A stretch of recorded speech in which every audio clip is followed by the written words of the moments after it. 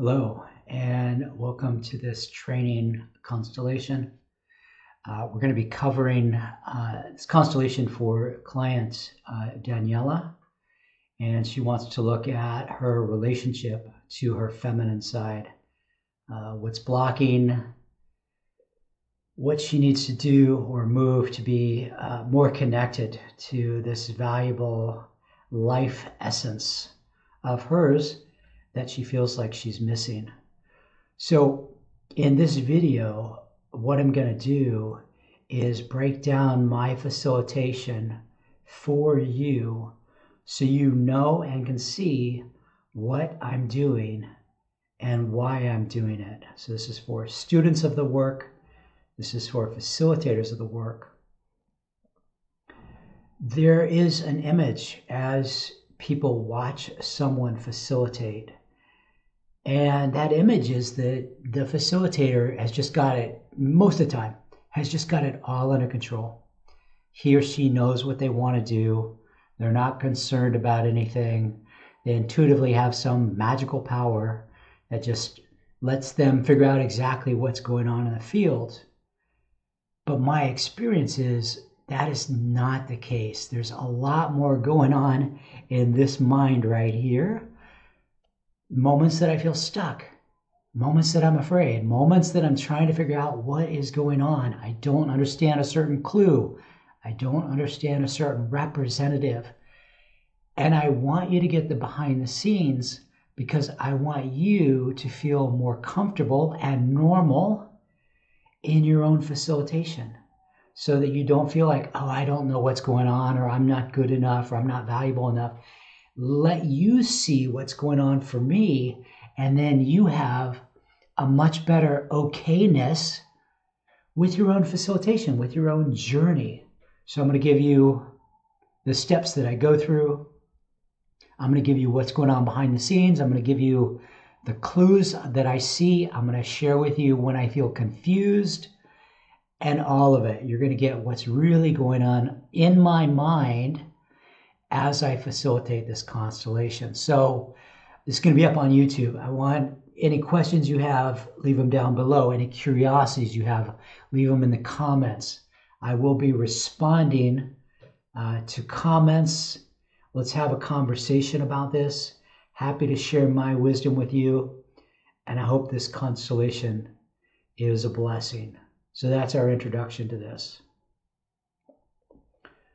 Now, the way I work is I do a 45-minute private intake with my client before the constellation, right? I'm going to get family history.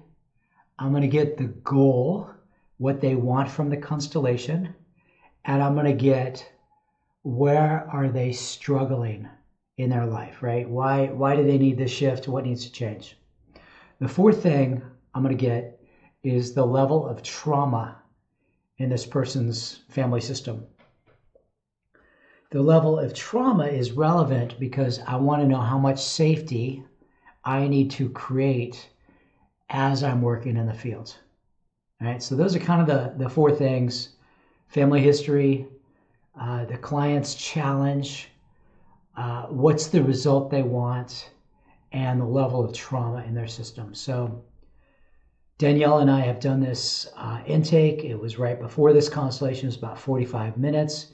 She shares with me her family system. She shares with me what's going on, what she wants to work on, and how her life is being negatively impacted at this time. Okay, I'm going to roll this constellation. I'll stop at various points to share with you why I'm doing certain things, what I'm doing, what I'm seeing, what I'm not seeing. So again, leave any comments or thoughts down below. Let's create a conversation about this, and I hope this is valuable for you. I hope you enjoy.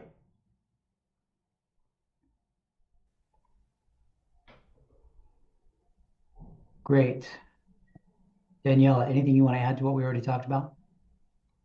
Mm. I don't think so. Okay. Choose a representative for yourself.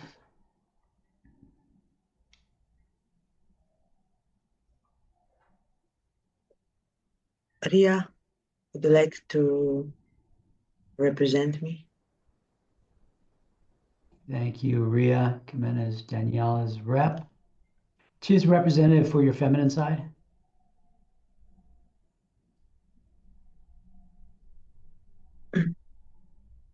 Rachna, would you represent my feminine side?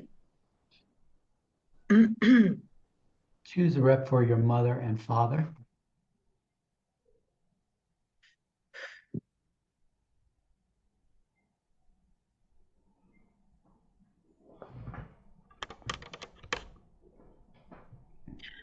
Katarina, would you represent my mom? Or I shouldn't ask her, I don't know. Who? Katarina?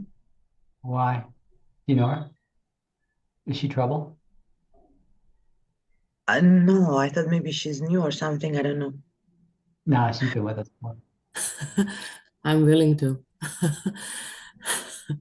I come in in peace. Good. Don't cause any troubles. And Change your name. Rajendra, would you stand for my father? Okay. So the four of you are chosen. If you can change your names, please, that does make it easier for me to track who is in the field. You can just hover over the three dots. You'll see rename as one of your options there. And as Regenda is doing, I do like my representatives. And as Ria is doing, to stand. I like to know where they're standing in the field, how close, how far, which direction you face, emotions, sensations. Let your body do whatever wants to happen.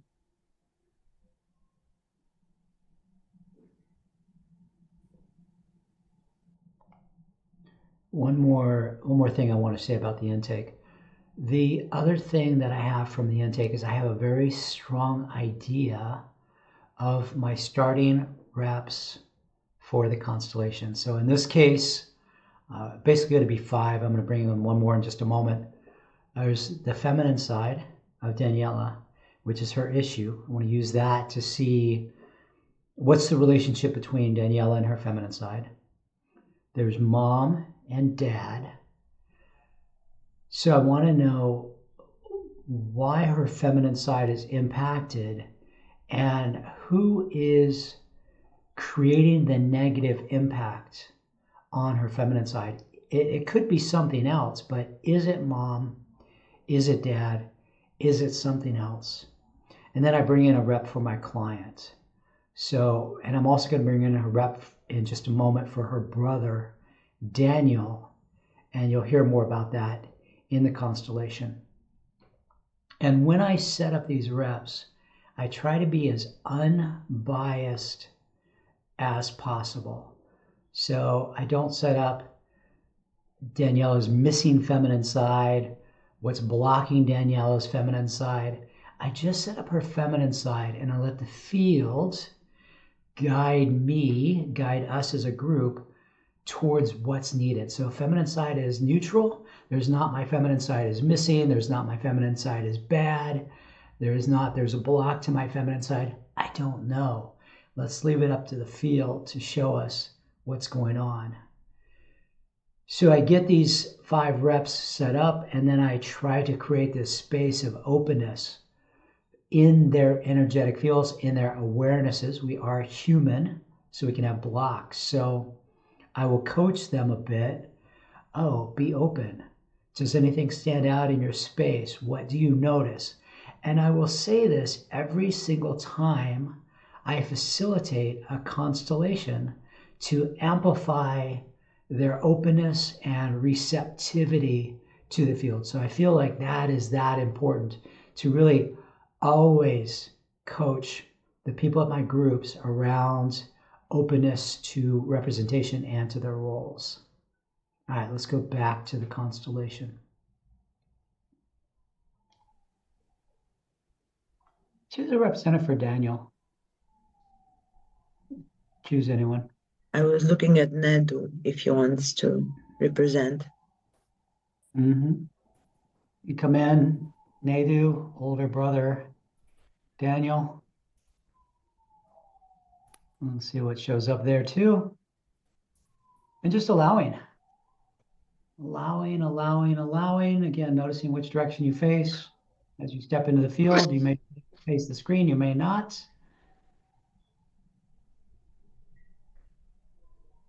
May be close, you may be far away. Really honoring the entire constellation, your position in your space. I get a lot of clues from that. Maybe something in your space stands out for you. Maybe you notice something that draws your attention, or maybe your eyes are closed. Eyes open, eyes closed. It's all welcome. Sin, can you bring in the Arcturians?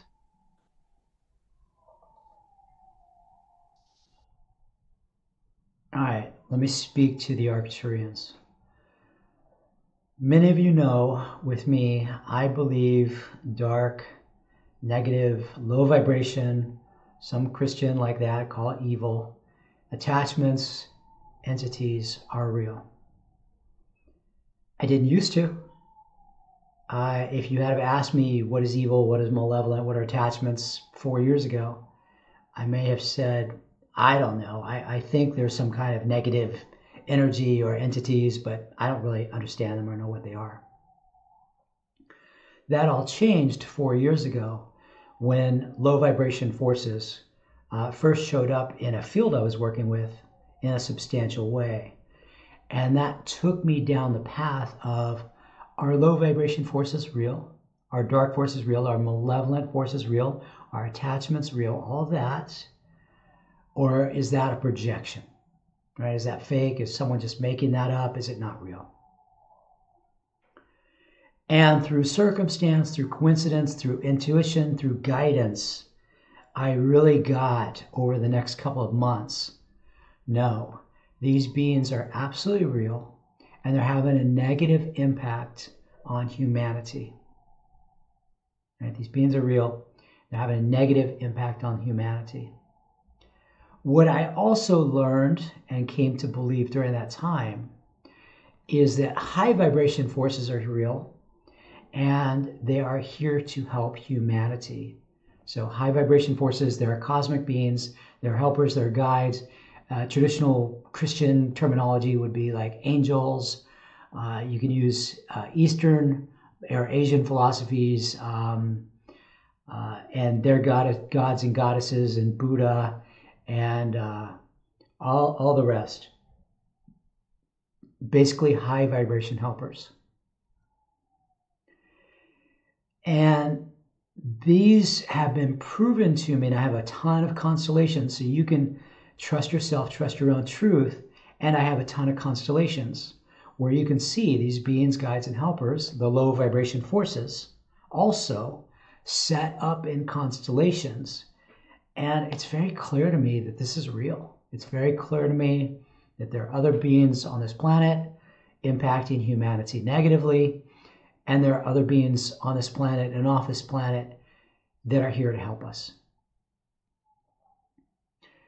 Doing the intake with, so back to this constellation, doing the intake with Daniela, and the fact that most of the people at this point who are drawn to me, low vibration forces are relevant for them. They're in their lineage, they're impacting their lineage, et cetera, et cetera. And if you want, you can see me talk about low vibration forces in my other YouTube videos. I do a whole presentation, 1 hour and 45 minutes, professional presentation around how to work with them.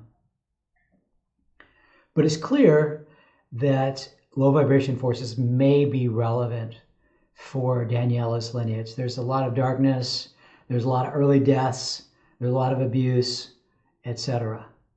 All, when those are in the extreme, those are all clues to me that low vibration forces are in play. The reason why I bring in the Arcturians is, and those are cosmic beings here to help humanity. Again, trust your own truth. My truth is, I've been working with them in the field for 4 years. They're the best representative, helper, helping to move energy, guide that I've ever had. So I fully believe in them at this point. I bring them into the field when I think low vibration forces may be impacting, because they're able to help me shift the energies. They're able to guide me to what's going on, my own blind spots, things I don't see. It's great to have a helper in the field, whether it's angels, whether it's Mother Mary, whether it's Jesus, whether it's Buddha, whether it's Kuan Yin, all super helpful. I happen to think that the Arcturians are most helpful when working with low vibration attachments, entities, curses, beings, etc. So I bring them into the field to support me to see what's going on. Am I missing anything? Are there things I'm being deceived about? Because that's one of the things low vibration forces will do. They will deceive us. They will trick us. They will lie to us through the reps. And they want to stay in the lineage. They have agency. They don't want to leave. So I bring in the Arcturians to provide greater safety and to act as a guide within the field to support me in the direction that I want to go. Okay, back to this constellation. Thank you. My cosmic helpers like to have with us my normal stuff with them, Sen. Normal ask of theirs. Daniela's rep, how are you doing? Ria.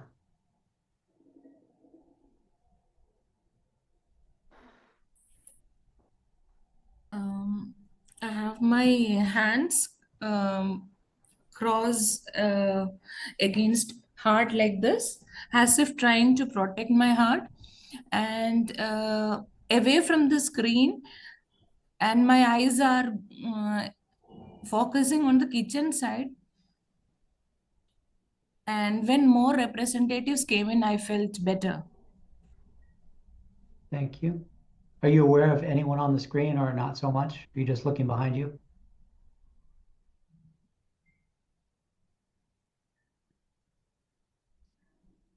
You're muted. I see feminine side, and I see that brother is not there. Mm-hmm.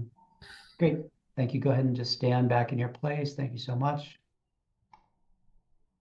Okay, so as a facilitator, what you and I are looking for as a student of the work, we're looking for clues in the field that are going to guide us towards a successful resolution for our client. Check in with Daniela's rep.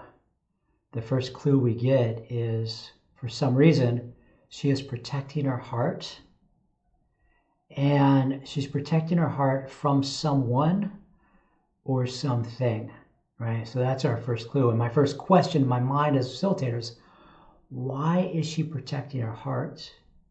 And who is she protecting her heart from? Because this is the very first clue of the constellation, it is very important, right? The constellation generally will show the greatest trauma, the greatest issue as the very first thing. And so always take in your first clues as super important. All right, back to the constellation. Daniela's mother, what shows up for her? When I stepped into the field, I feel a lot of energy in my legs, and I'm constantly moving backwards. I made some space, move the couch to get more space for me, but it's constantly leaning me backwards. So I don't know what else to say. Mm-hmm. Just need more space and more lean backwards. Mm-hmm. Are you going backwards because you're pushed by something in front of you? Or are you going backwards because you're pulled by something behind you? Or both, or not sure? I'm not sure, but just going backwards. Not sure yet. Okay. Okay. Clue number 2. Daniela's mother is energetically connected to something that is behind her. That could be a circumstance or an issue or a trauma. It could be a person. All right? It could be an energy, could be a person. The field is showing us that the most relevant thing for Daniela's mother, relative to this constellation, is that she is attached to something back in the lineage. We're going to need to find out what it is that her mother is attached to. We'll get more into that in a moment, but I want to give you kind of these first clues and let you know how important they are. And if you need to move backwards, if that feels like you have to follow it, you might be trapped, and that might be the right role, or you might have to go farther back. So whatever shows up for your role, definitely do that. Rajendra, you represent father, I think? Yeah, Okay. screen is on my left side. The moment I stand up, a lot of stiffness came from here to here in my both hands, and I'm feeling like I'm feeling very unrest, feeling like moving here and there, Feeling and like shallow breathing is there. mm-hmm. I'm not feeling good. Thank you. It's interesting. Daniel and your feminine side are both missing. Feminine side, what's showing up there?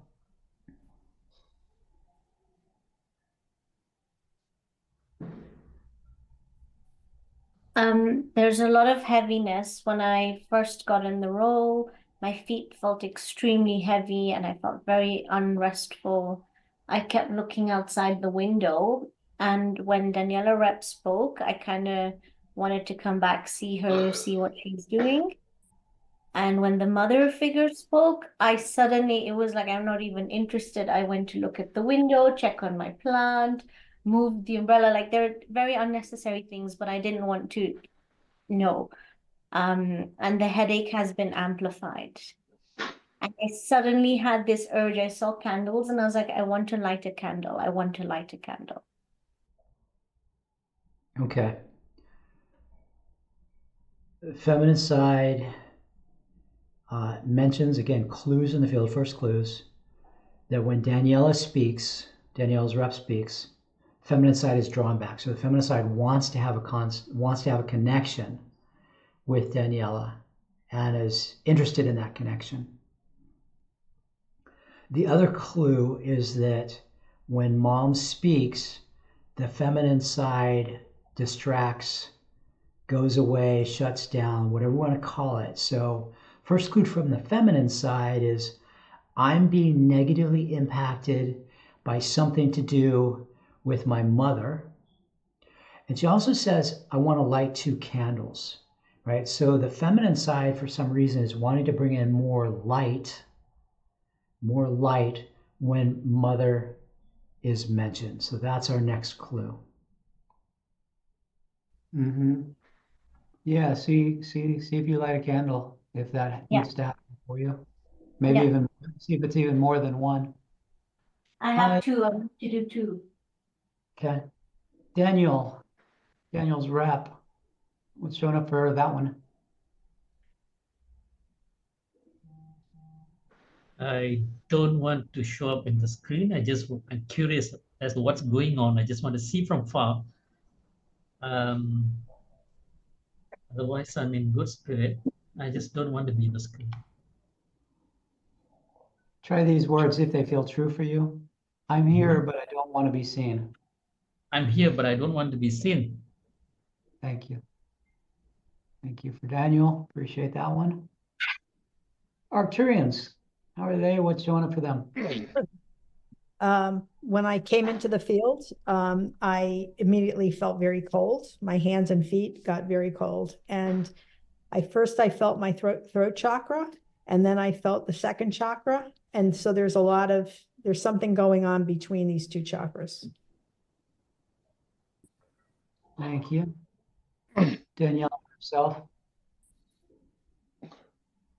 Well,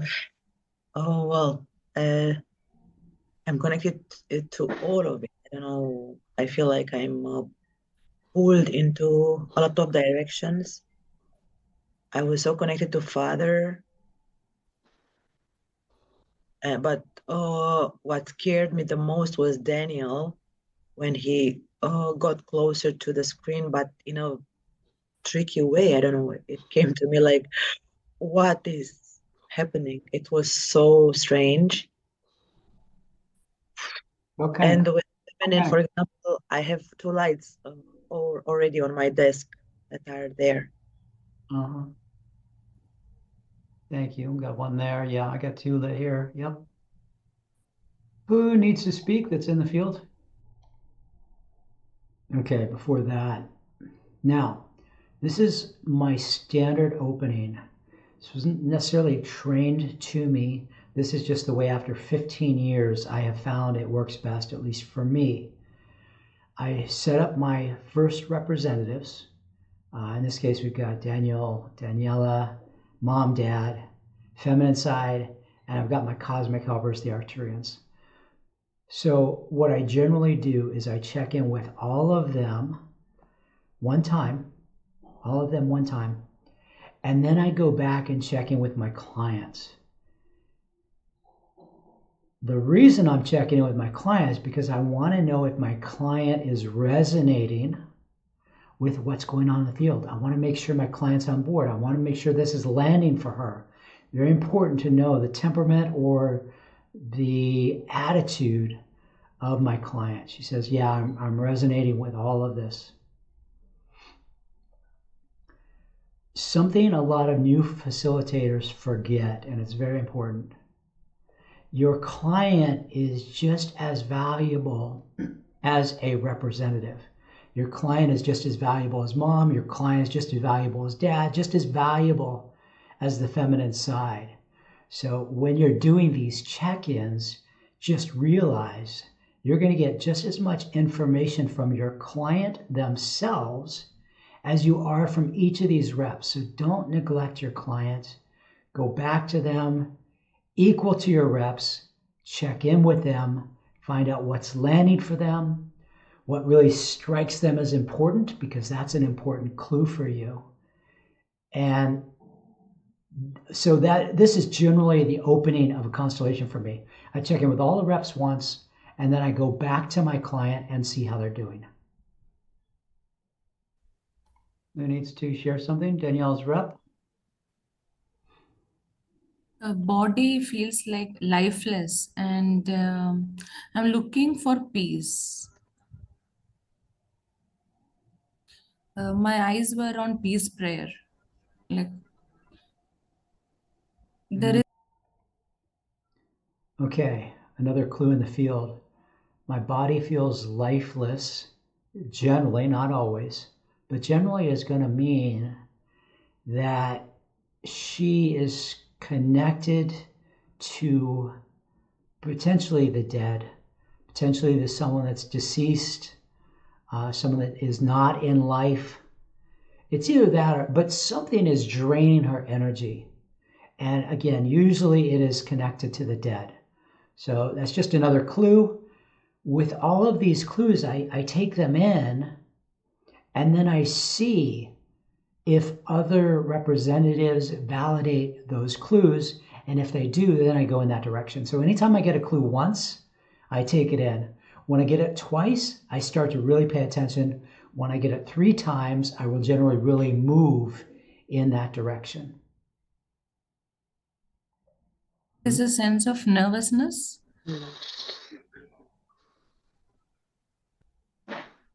Thank you.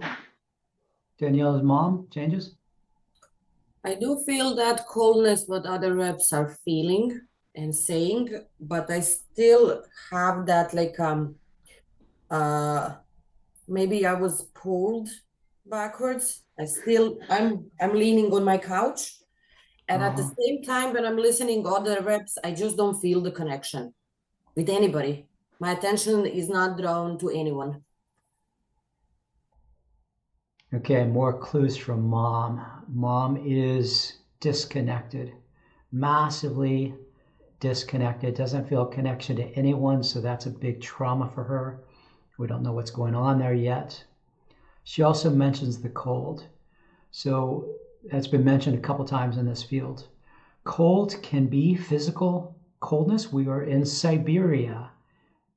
We were in Northern Ireland, and it was a cold time in the family and the lineage. Cold can also be a clue for low vibration forces. That's a very consistent clue. If there is dark or low vibration forces in the lineage, when cold is spoken to. Again, just more information for us. Let's continue. Thank you. If you were to go ahead and, actually, no, let's not do it that way. Amelia, can you stand behind mom? Represent who or what is pulling? Amelia, and see how far back you go. And okay, so here's our first movement in the constellation. We bring in a representative for whatever it is that mom is entangled with. So the field has given us that clue. It's a very strong clue that mom is being pulled back. Mom and feminine side have indicated that there's a connection between the two of them. That's a troubling connection. So let's find out what's going on for mom. So bring in a rep through Amelia. She's one of my very good reps. Have her stand energetically behind mom. Let's find out, what is mom connected to at this deep soul level that is impacting her. Lineage.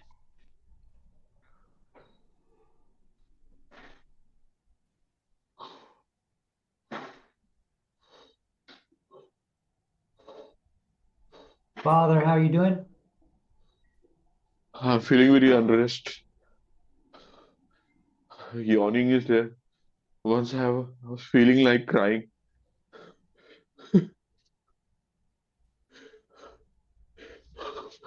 Unable to stand.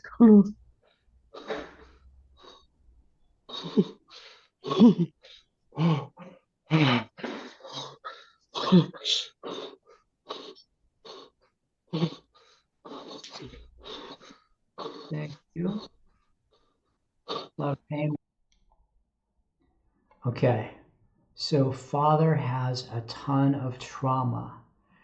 The level of your representatives' energetic activation, the level of their energetic activation is relevant for the amount of trauma for that human. So this one is showing a ton of energetic activation as relevant for him. I don't work as much with dad in this constellation. The reason why is because the client's stated goal is connection around the feminine side, and that seems to be more relevant to the mother, right? But there's definitely work to do with the father. With him, feminine side.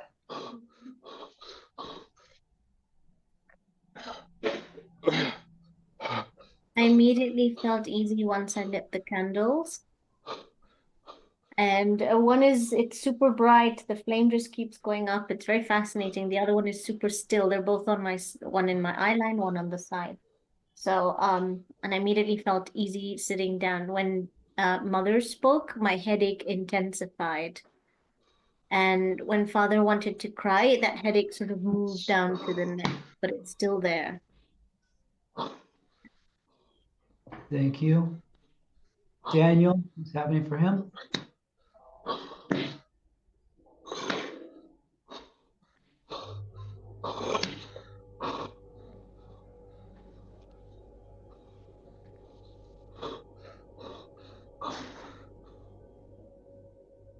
Daniel, what's happening? I just want this brightness. I just got this spotlight here. I had to switch it on. Happened spontaneously. And then I went to carry this. This is another light. I just want to see the brightness. I do not know why. Thank you. Thank you. Dad, how are you doing?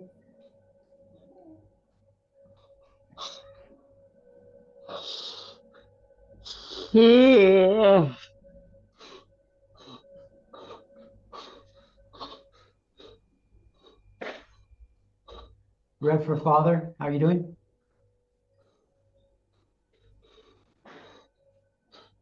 I felt like hitting. I felt like hitting someone. Something started draining from here to in my whole body, spreading in my whole body.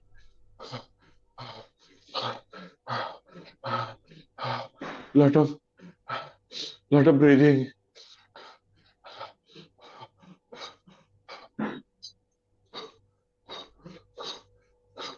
Trying to took out from something from my body.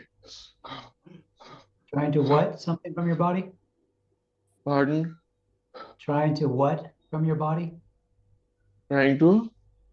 You said trying to something from my body. Something is trying to come out of my body. Thank you. Okay, that's our next big clue, right? There is something energetically in Father's body. What is it? Why is it there? And the easiest way I know to do that is to actually bring in a representative that can hold that. So we're going to bring in Silver here in just a minute to represent what is it in Dad's body that is part of the reason why he has so much trauma and activation. Silver, would you represent what's in his body that's trying to come out? Thank you. We're going to bring that into representation for the Father.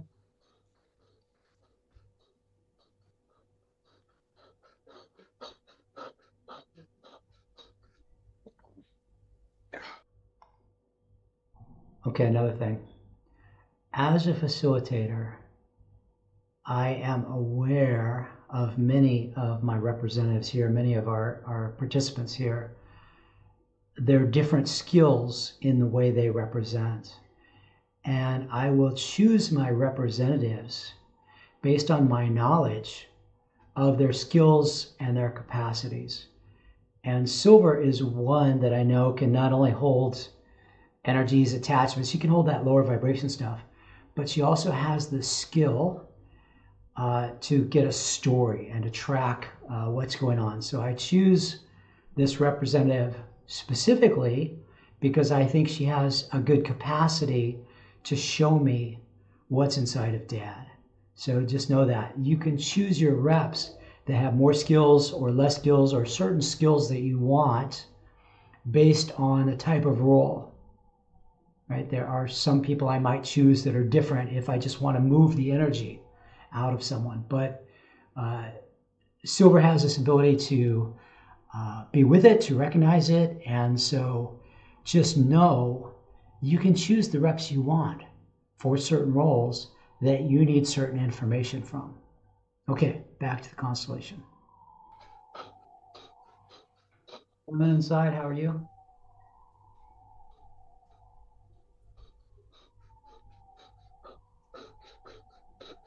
Danielle is feminine side. What's happening?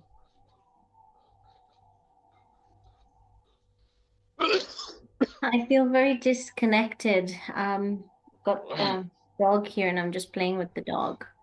I can hear stuff outside. I'm very disconnected right now. Thank you. Daniel, what's happening?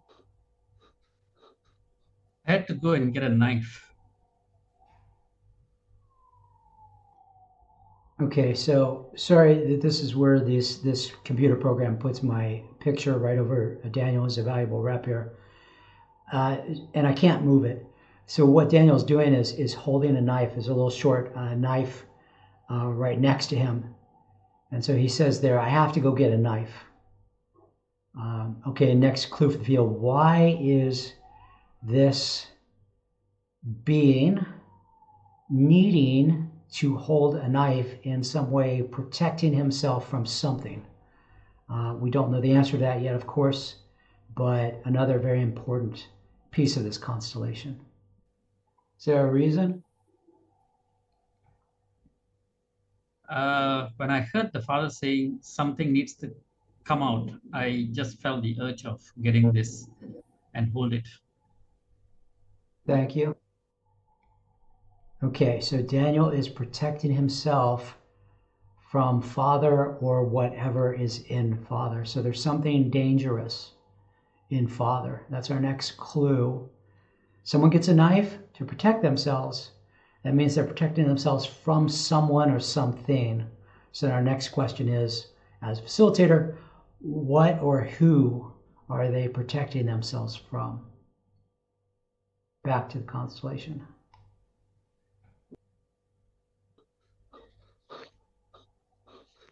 Yeah, Christina, you can bring that in.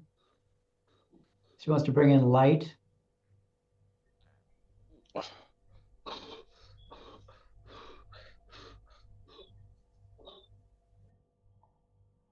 I think right here, one of my participants sends me a chat message that like Archangel Michael is needed. So I think we change Christina to that pretty quickly. I was bringing in like, okay, let's bring in more light. All the reps have mentioned light. We need more light.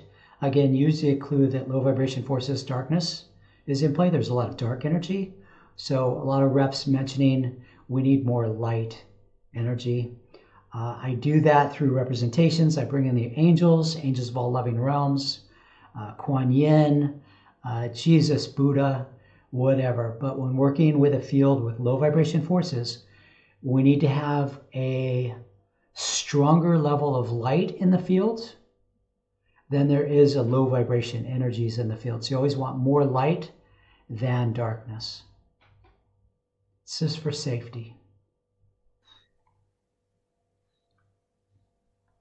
Actually, Christina, would you bring in Archangel Michael if that feels appropriate? Check. Test for us.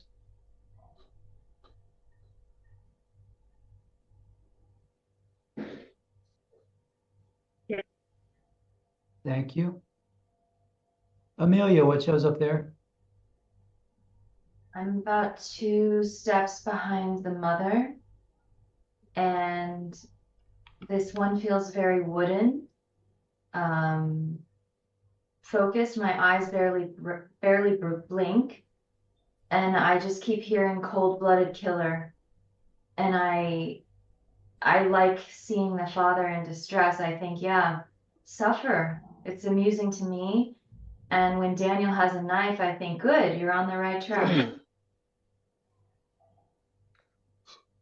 Almost like I'm haunting them. I'm a few generations behind, and I'm thinking, I'm catching up to you. I'm going to get you guys. Thank you. What's in Father's body? Shows up there, Silver. When I heard of Archangel is coming, something started draining from me and coming out of my body. Head is getting lighter and lighter, and something coming out of my hands, and I'm feeling lighter and lighter, but still it's coming out, still draining. It's coming out of my body, but I'm feeling better. Thank you. What's in Father's body?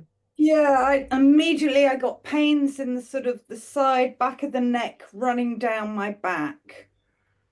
And I feel like I'm in water, I'm in liquid. I feel I'm looking up most of the time. I'm wandering around. It's like I don't know if I'm mindless or brainless. It's a very odd feeling. I mean, what flashed was somebody acting like a zombie as a Halloween costume. I mean, quite horrific. Got pain, yeah, pain in the neck, just like, don't know who I am, what I'm doing. I mean, I wonder if I'm a fetus. Yeah, that's what I'm wondering too. With my head kind of pulled back, there is something definitely pulling, hurting at the neck here. Okay, those are our next clues from the field. It seems like whatever's in Father, it looks to me like a fetus. I mean, it looks like a being in the amniotic, in the womb space, And for some reason, Dad has some sort of being attached to him or in his energetic field. So we got the big clue from Mother, which is, again, there seems to be some kind of cold-blooded killer in the lineage. Daniel's got a knife, so there's a couple indications that there's something back, and a couple of us are feeling also, we'll talk about this later in the constellation, that there's sort of a killer energy in this lineage on Mom's side. And then, of course, Dad's got a lot of trauma, and in some way he has some sort of an attachment, maybe not a low vibration attachment, but maybe a being or an ancestor. I don't know what, but this one comes in through Silver and shows us something in the womb space. Thank you. Yeah, I speculate. I was getting fetus also from your role. Daniela, interesting. Daniela herself, how are you? I know that many times you called me Daniel, even in the messages. So it's not, I don't know, I'm a little bit shocked about who or what is pulling and Daniel reaction. And the feminine side, I was having my dog that was insisting to play with me, and I kicked her out at the end because she was just distracting me. And I wanted to be here, to be present, not to just let's play, you know. Thank you. Daniela's rep. I would like to ask Christina to not block the light and her background. I want to see that light. It is so soothing. I really need it. Yes. Thank you. Daniela's rep. I have lighted 2 candles, and I started writing because I want to get something out of my system. My head is spinning after hearing all this, and somehow, what is in father's body, there is curiosity to find out. However, when I look at mother, I'm afraid. Like, look at her. I mean, she's in black dress. It scares me. Okay. Another important thing. So this constellation, as a facilitator, my mind, what's going on? Now, again, the client's issue is the feminine side. Client's issue is the feminine side. So in a way, as a facilitator, that's my direction that the client wants me to go in. So I love what the rep said right there, right? I'm interested in what's inside father, but what's going on for mother scares me. So for the client's representative, what's going on with mother is more important than what's going on with father. As a facilitator, one of my jobs is to track, do I want to go back into father and father's lineage? Or do I want to go into mother and mother's lineage? Generally for me, as a facilitator, I do not do both sides of the lineage in one constellation. It's too much. It's too much energy. I go too deeply, too many connections, too many entanglements on both sides. So I have to choose. I have to choose one or the other. Am I going to mainly work up dad's side, or am I going to mainly work up mother's side? And at this point in the constellation, I'm leaning towards mother, but I'm still not 100% decided, yes, that's the direction I want to go. So that's in my mind. Where am I going to go? Which is more important? Which is more relevant for my client?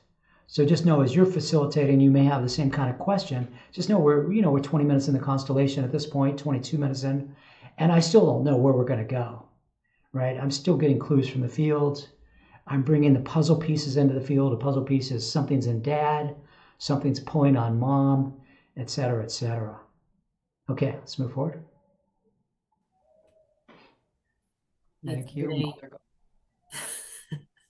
Mother, go ahead. It's gray velvet, very comfortable, very cozy. When Amelia came in to support me, I didn't felt her as her. I felt like something is behind me, something strong, but I didn't felt connection with it. And my attention went to the father. I saw how he suffers, but there was no need from my side to help him. Like the real connection between us is missing. Mm-hmm. But my attention and my eyes are still on him, but no real connection. Thank you. Devi, would you represent Daniela's unborn brothers and sisters?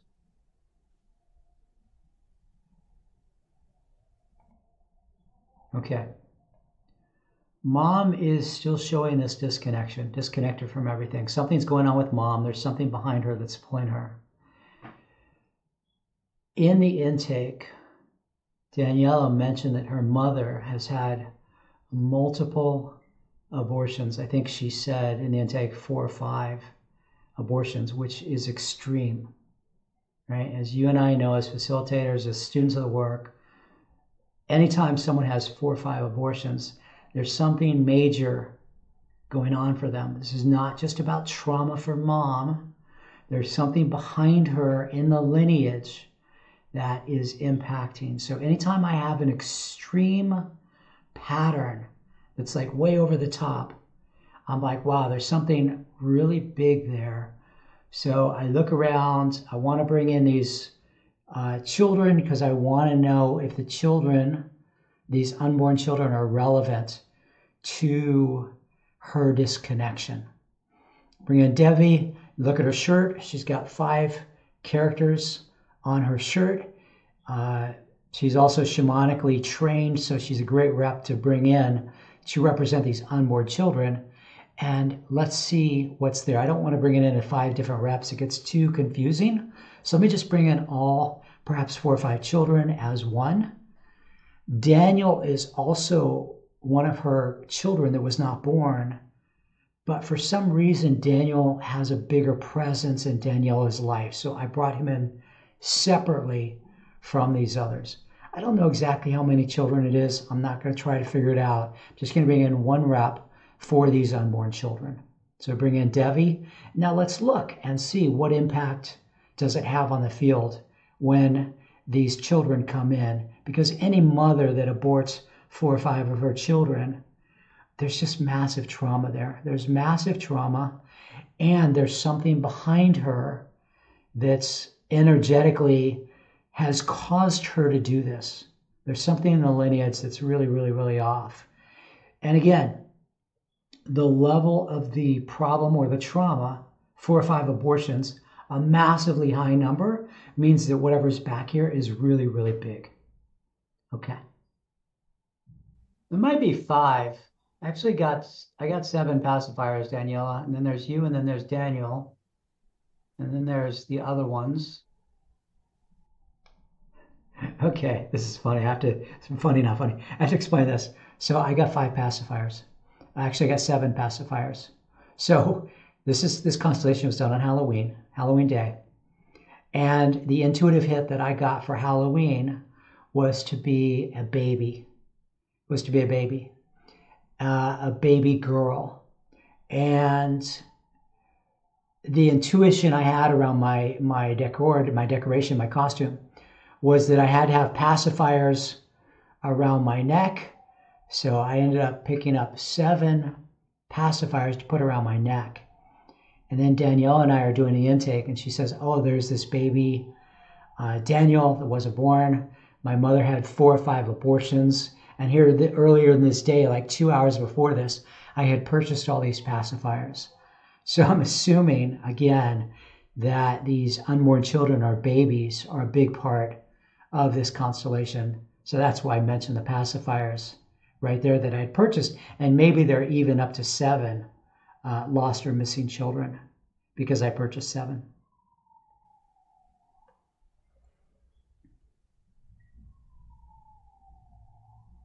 Who needs to speak? Yeah, feminine. Yes, 2 things stood out when Daniel came with the knife and the father was feeling things. I felt it also like a stab in my back. That's what I was really feeling. And when mother spoke, the headache intensified. And funny, Daniela, the dog went away on her own. Like I didn't need to kick her out. She's like, my job here is done. I've just left. So yeah. Yeah. So the stab in the back was the main thing, and the headache intensified when mom spoke.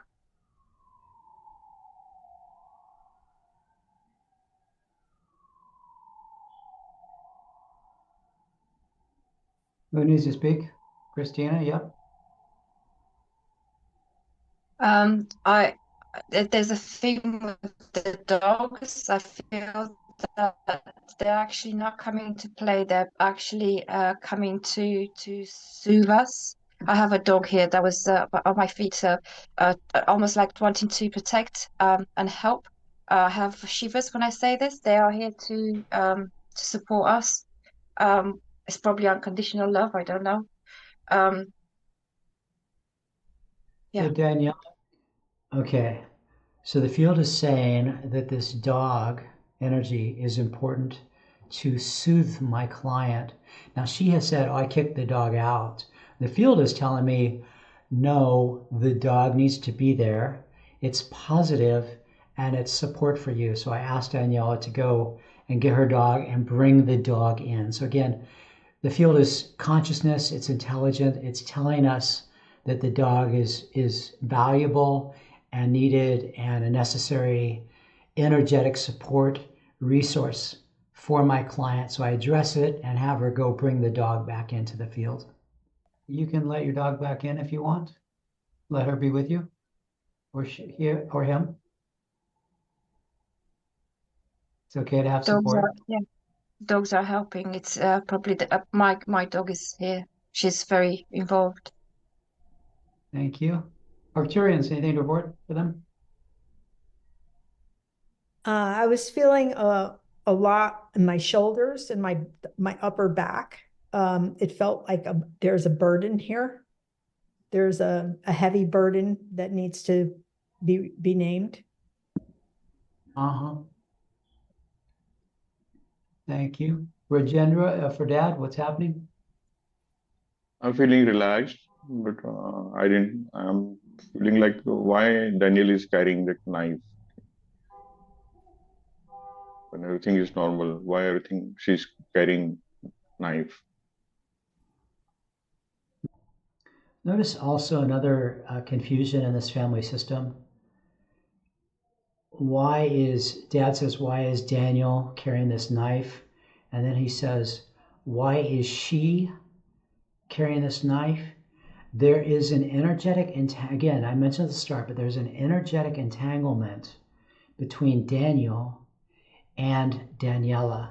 So in some way, as souls, they are bonded in a way that's inappropriate and not in service to Daniela as a soul to flourish in life, right? So we have to, in some way, resolve this entanglement between Daniel and Daniela. There's a lot of confusion, name-wise, by the two of them. So in some way, those two beings are going to have to come apart in a healthy and positive way, because Daniela, having a masculine energetic in her body, is absolutely going to impact her connection to her feminine side, right? And that's her healing goal of this constellation. So we're not going to go there yet, but I'm tracking that as one of the most important things in this constellation that needs to be resolved over the next hour and 15 minutes for our client.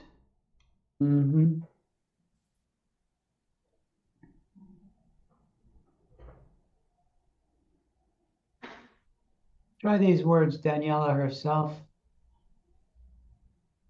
You are my brother. You are my brother. I see you.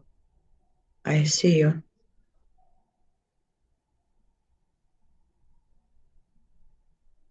Daniel, what happens?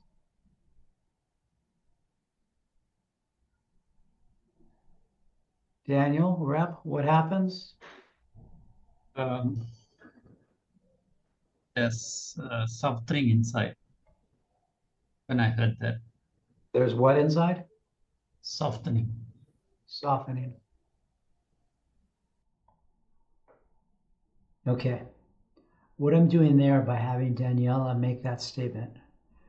So these patterns, these entanglements, for the most part, we may be aware of them or slightly aware of them, but in a way they're unconscious.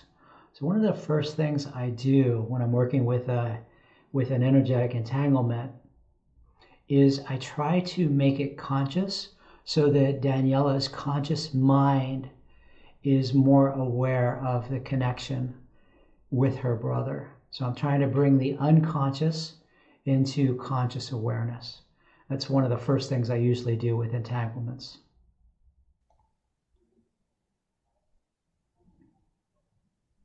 Who else needs to speak?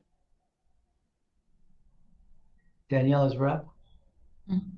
Yeah, I want to tell Acturians to support me and my family. And next is when in the field Daniel is called, I get confused. Like both of our names, there is a confusion. Who is me? Who is my brother? Yeah. Yeah, exactly. Unborn siblings?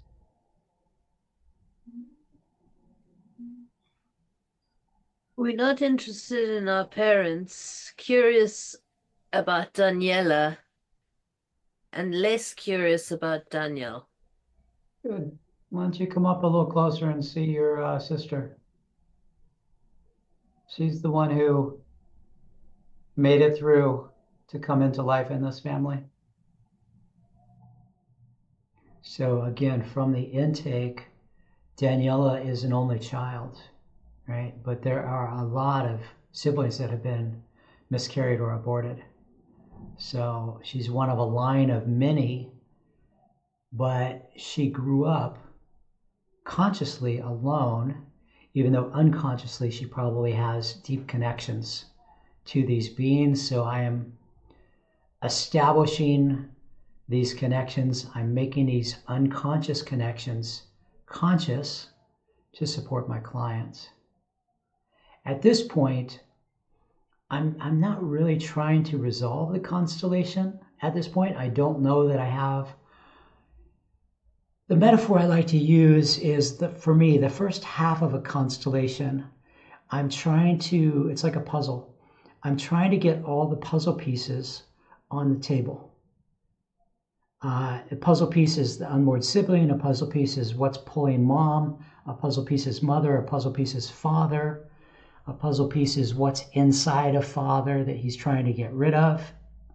So these are my puzzle pieces. And the first half, I'm trying to get all of them onto the board. And usually the second half for me, as I facilitate, I start trying to resolve the different relationships, the different entanglements, what does the client need to let go of, etc., etc. So first half, I'm still setting up all the pieces. I'm checking in. I'm looking at the relationships between them. What do they mean? I'm not trying to heal or resolve anything yet at this point of constellation. It wasn't easy for her. I don't envy her. Yeah. Just tell your sister if it feels true. We have compassion for you. We have compassion for you. We are watching you. Yeah. Let her know. We see you. We see you. So can you feel that right there? Can you feel the love that these siblings have for their sister who lived? And to be the one who lived is a very hard path. It's a very difficult path. And the other thing I know and believe is that the ones who died, who didn't make it into life, this was not their path. It was not the time for them. So again, reestablishing the connection. You can see that Daniela is touched, and then kind of letting this energy percolate and integrate for a couple of minutes. Just see if you can feel your heart, if it feels true for these siblings, for your sister. Just see. Just take that in, Daniela. Your dog's here. We're supporting you. Breathe. Breathing's good. It's fun.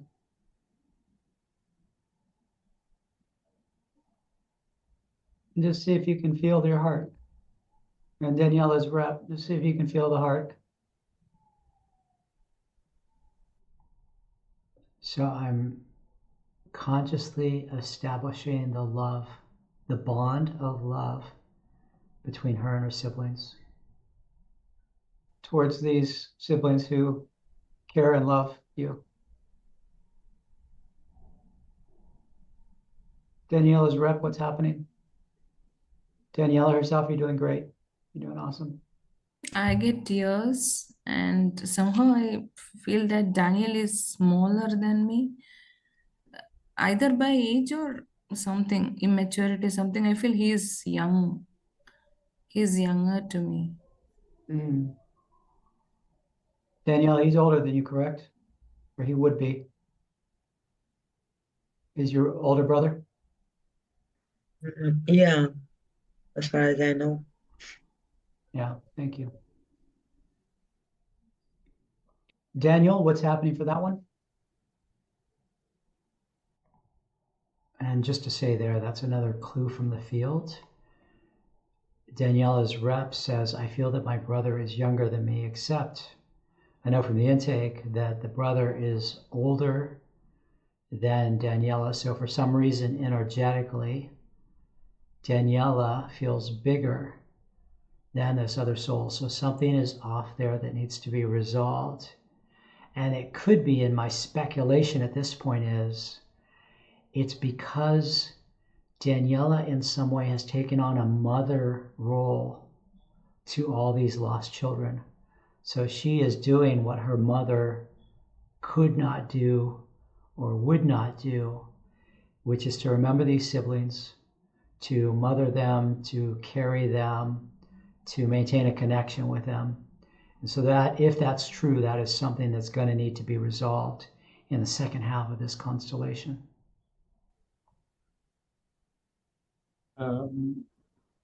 Feel very sad.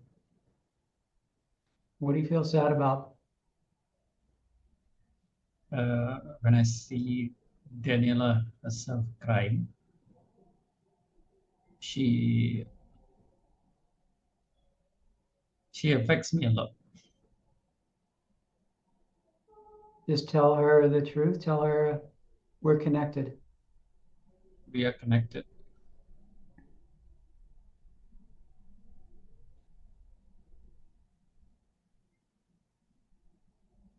Try these words, you carry me, or you carry something for me or something.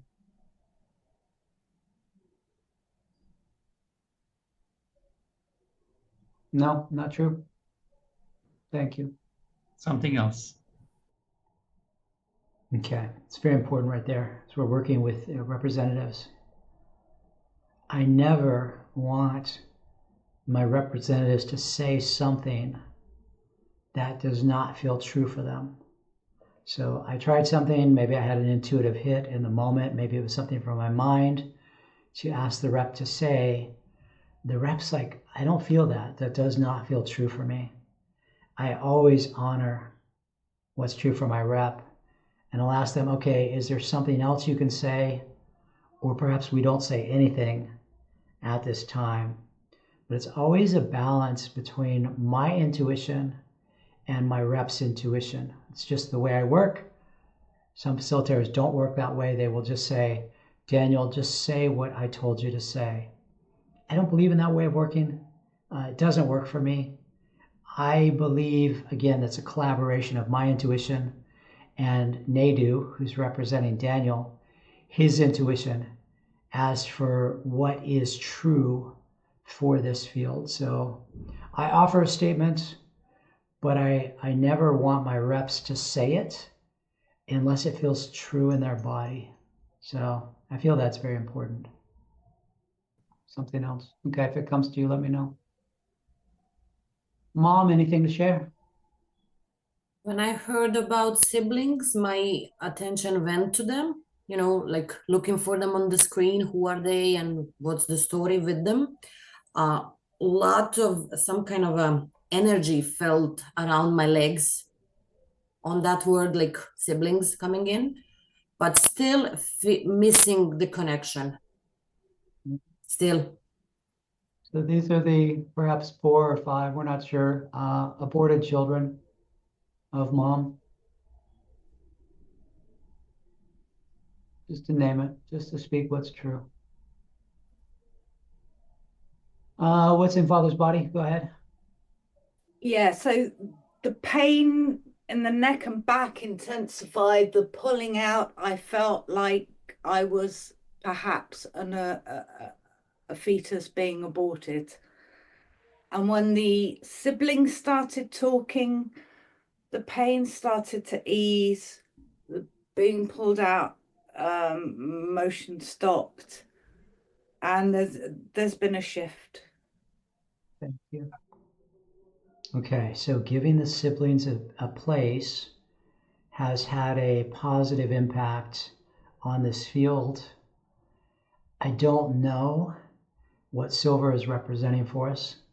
I don't know if she is representing a connection to Dad and his lineage, or perhaps this is something to do with Mom and her lineage. My kind of original speculation was it was about Dad. He has a strong entanglement with his mother. We know this from the intake. And of course, there's a lot of trauma there. So I don't try to figure it out. It feels a little too complex to try to find out exactly where this one belongs. So I just let her be there and represent this energy. But the siblings coming in, the siblings speaking, of course, when truth is spoken in a constellation, that brings light. So bringing in the siblings that have been missing from this lineage brings positivity, brings light, brings positive change. Feeling a lot easier now. Just tell Dad, I think I was aborted. I think I was aborted. I Same. think I aborted. Daniel. Yeah, it's the same entanglement between you and Daniel as your dad and this one, it seems. Okay, so pause there. This is an important teaching point. So as I just mentioned about Daniel, I always want my reps to check in. Does this feel true? Right? Does this feel true? Rajendra, who's representing the father, basically just repeated what I said, but I don't think he checked in. I don't think he checked in to say, oh, does this feel true for me to say it? Does this not feel true? Because you and I as facilitators are in a position of authority, many of our representatives will repeat exactly what we say without checking in to make sure it's true. And I think that's what happened in this case where Rajendra just said, hold on a second. Sorry about that, phone call there. Okay, so if a representative is just regurgitating, parroting what I am telling them to say, I'm always going to say, okay, stop as a rep, check in. Don't just say what I tell you to say, because I'm not always correct. I'm not always right. And any facilitator that thinks that they're always right in their statements is wrong. I'm sorry, but it's true. Any facilitator that thinks my statement is always the correct one, I don't believe it. I don't believe it. And I think it's bad facilitation. So I really want this rep to check in first.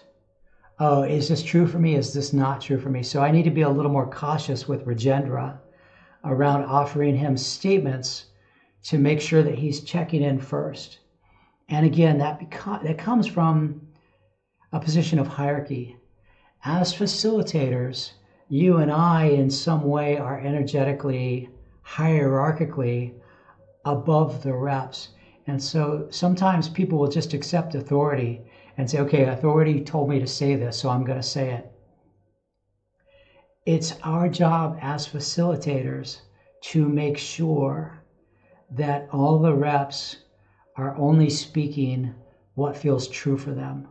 So you can stop a rep, you can encourage a rep, you could say, hey, check in, you could say, hey, don't say that.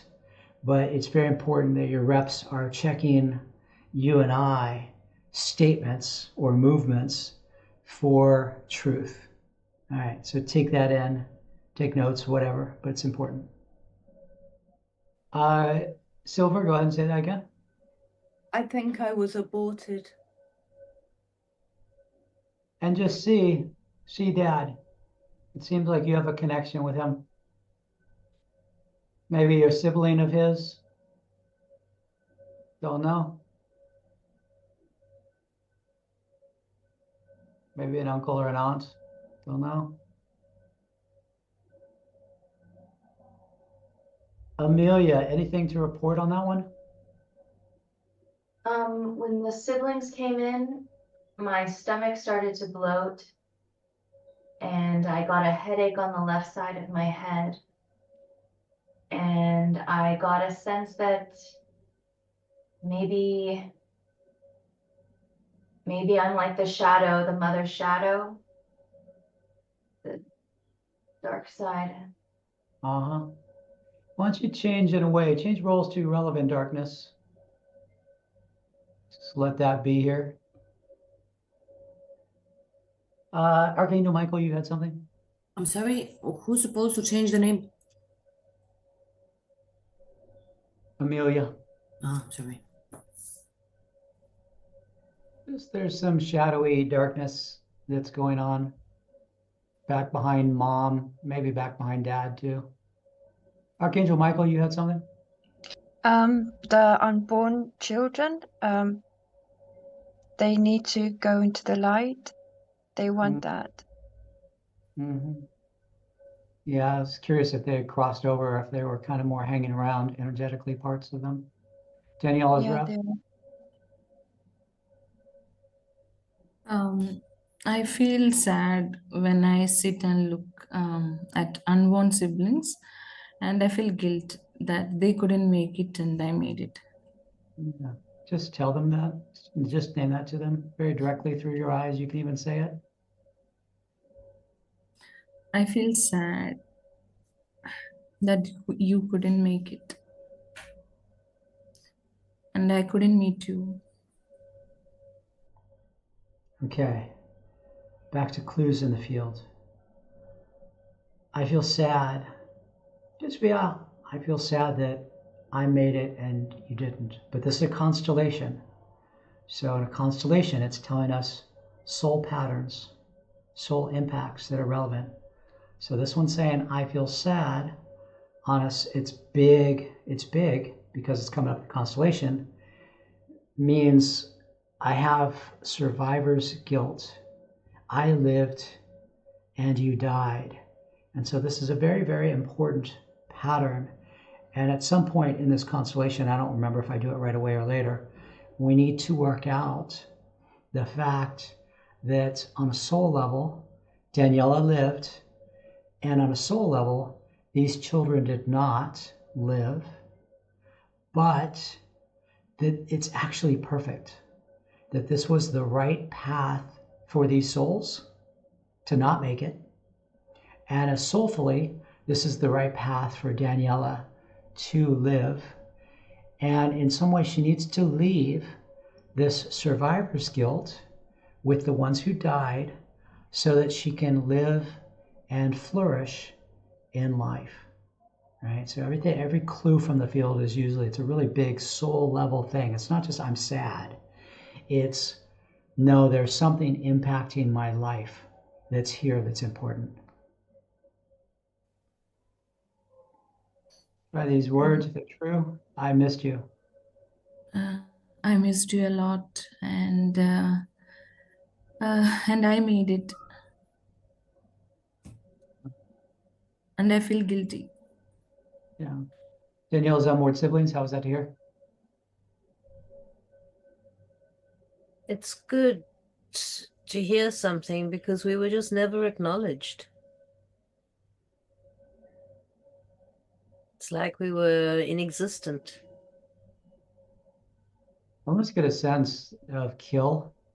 I don't always get that sense with abortions, but the word kill keeps coming to mind for me. Okay, so be cautious with that one. It's very rare that I say that, but I do think there's a killer, dark, shadowy energy involved in all of this. It's been spoken of as what's behind mom is a cold-blooded killer.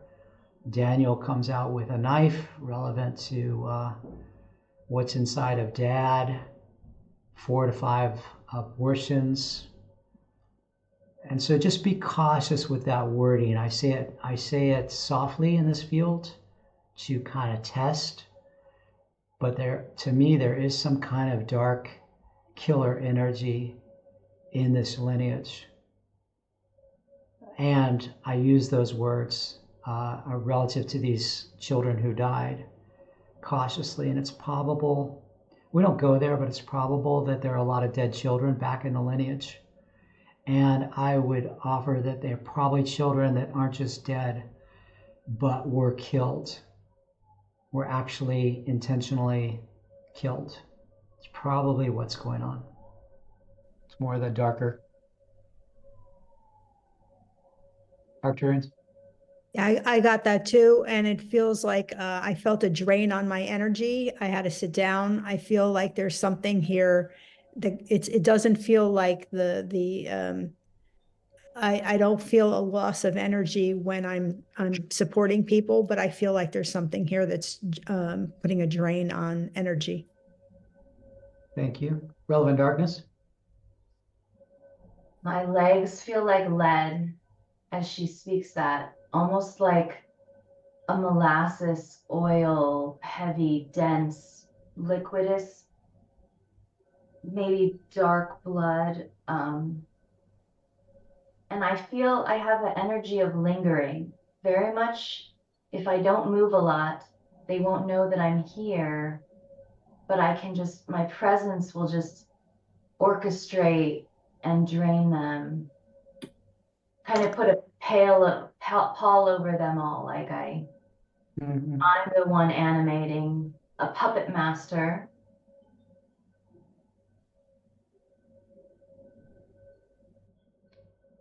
Okay, again, relevant darkness. Feel like there's a dark blood perhaps around my feet, my legs. Again, I know Amelia is a representative very well, so I have a lot of trust for her representations. So I take what she says more strongly than perhaps a rep that I don't know. And what I see with dark forces in lineages is usually they come into the lineage through some form of ritual sacrifice. Very, very common. Ritual sacrifice through the church, sacrifice of babies, dark witchcraft, etc. Though I don't really go into the darkness in this constellation, but it is here. And it seems to be, as this one said, I cast something over the entire lineage, and I don't really want to be seen. I kind of want to have control, but not seen.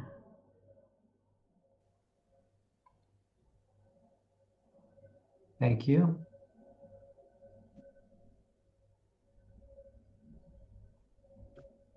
Irene, can you come in as high vibration rep that's needed?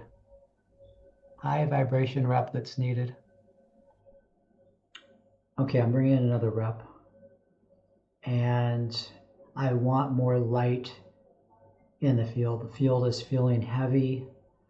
It's feeling dense, which is what will happen when we're working with low vibration energies. So what I always do is just try to bring in more light. I don't know in the moment what it is that's wanted or needed, so I just leave it up to the field and ask her to bring in the high vibration energy or rep that's needed. So let's just bring in more light into the field. I want to bring in more high vibration energy into the field. Daniela herself.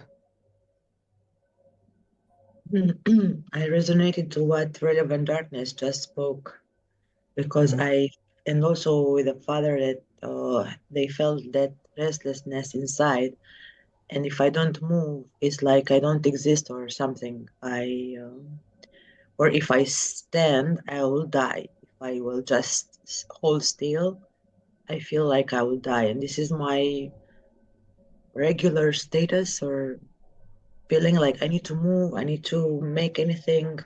I don't know why. I just recently I could just hold still for a while, but still I need to move something. I need to, it's always unresting. Thank you. Unborn siblings, can you say to your sister who lived, we don't judge you for living. We don't judge you for living. We admire your courage or strength. We admire your courage. You're very brave. Okay, so this is in a way one of the first healing movements. Again, we've got this issue where Daniela feels this survivor's guilt around the fact that she gets life and her siblings didn't. So I'm starting here to resolve with the unborn siblings and Daniela to bring in soul truth, right? Again, soul truth, highest vibration, which is it was right for Daniela to live, and it was right for these unborn children not to experience life beyond the womb, right? They experience life in the womb, but beyond the womb. And that soulfully, this is actually right. This is of the highest vibration. And so we need to work out that thread for our client, for her to fully be able to embrace life and honor that these little ones didn't get that opportunity. It was not their path.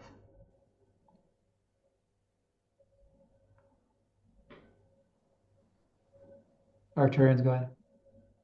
When Daniela spoke, what I heard was you can't hit a moving target. Thank you. High vibration needed. What shows up there, Irene? It's actually very interesting. Before you called me, I had a lot of pain on my right breast. And once I got into this role, it was disappearing at once. Thank you. Just let that high vibration energy come into the field for you. Daniela's rep. I can connect to father, unborn siblings, and brother. Everything I understand, I can't, not able to connect to mother. Thank you. And it's bothering me. It's why I can't connect. Thank you. Okay. Can't connect with mom. Again, that's where the work of this constellation is. We don't go there as deeply as we could. I end up kind of more just working with the siblings and the children that are around Daniela. There's another constellation in the future to go more deeply with what's going on for mom. But again, this disconnection from mom, absolutely relevant to Daniela's manifestation or connection with her own inner feminine. So this work with mom is very, very important. I also notice, and I think I mentioned it in the constellation, I noticed that our rep, Katerina, has red hair. And also this kind of black, she said gray, but black looking shirt or pullover that she's got on. And for whatever reason, what I start to see when I look at that rep intuitively for me as a facilitator in the moment is like Black Widow, like a Black Widow spider.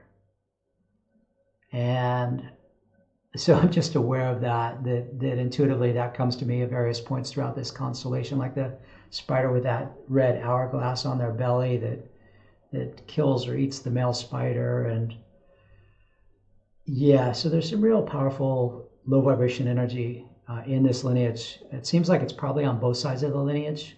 Danielle and I have talked about this before. And so let's move forward. Try these words. I want to connect to you, Mother. I want to connect to you, Mother.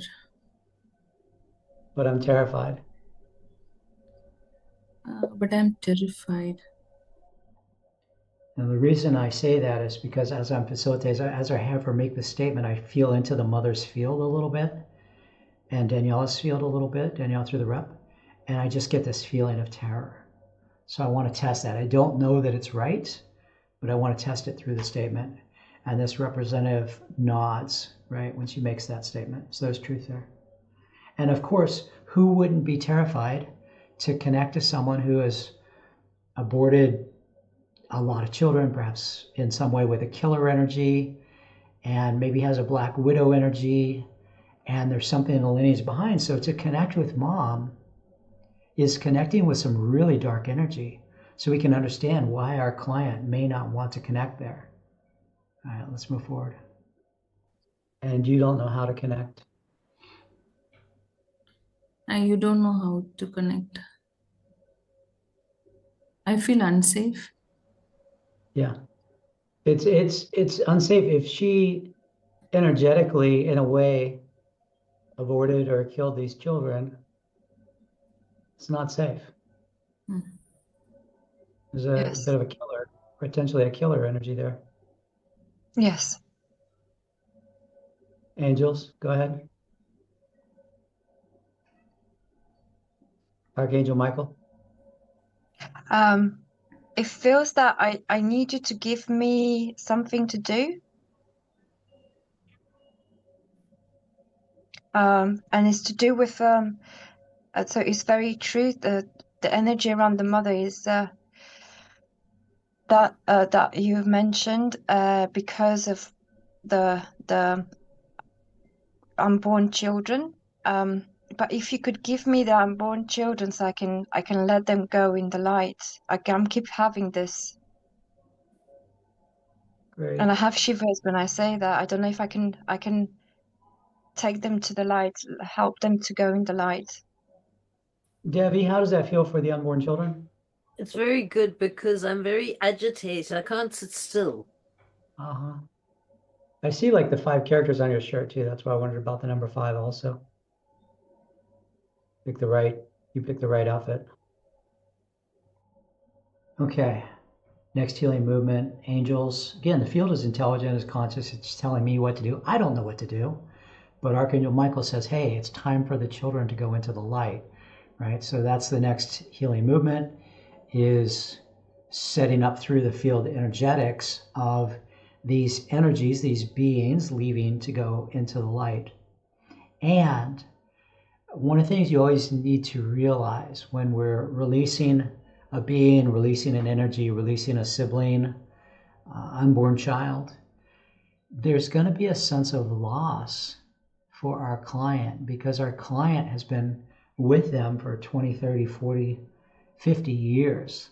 And so energetically, there's usually a reason why our client takes on these connections.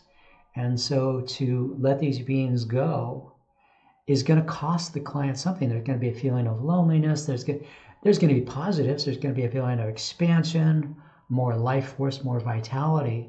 But there's a loss of connections and closeness, right?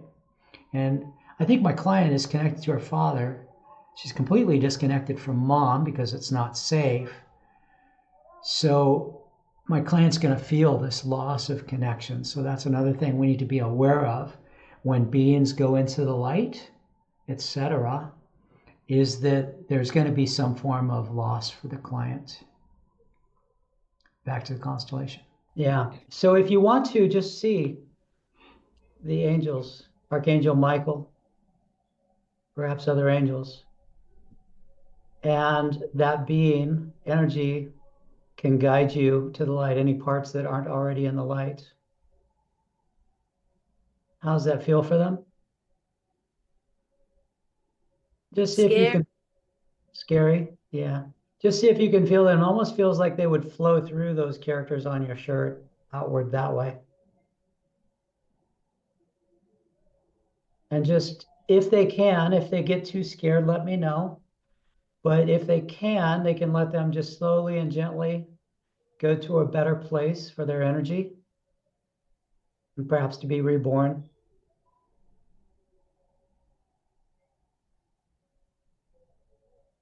Daniela's rep, how is this for you?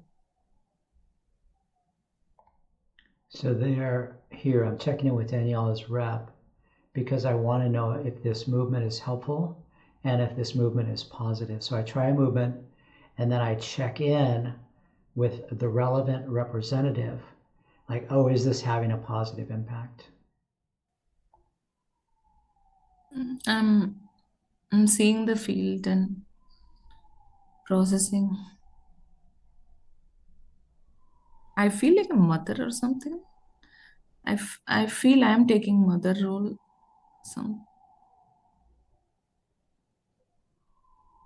Do you need to say more about that? My focus is on my unborn siblings, Archangel Michael, Light. I don't know whether I'm their sibling or I feel like I'm taking mother's role. Mm-hmm. Yes, you have done that.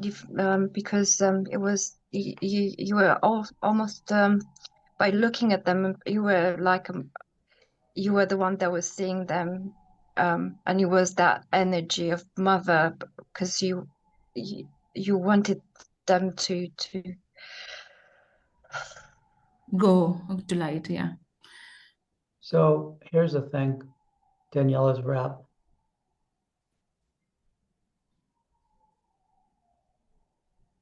I want you to lovingly let them go to the light, knowing that this is the highest and best for them at this time. And there may be some loss, like letting go of your kids. Because in a way, you've looked at them and been a mother to them. And there's love in that. But there's also love, even a higher vibration of love, to release them, to go into the light. How's that feel, Daniela's rep? Yeah, I'm understanding. Looks like there is an attachment, me and them, and I'm understanding. Yeah. they are safe.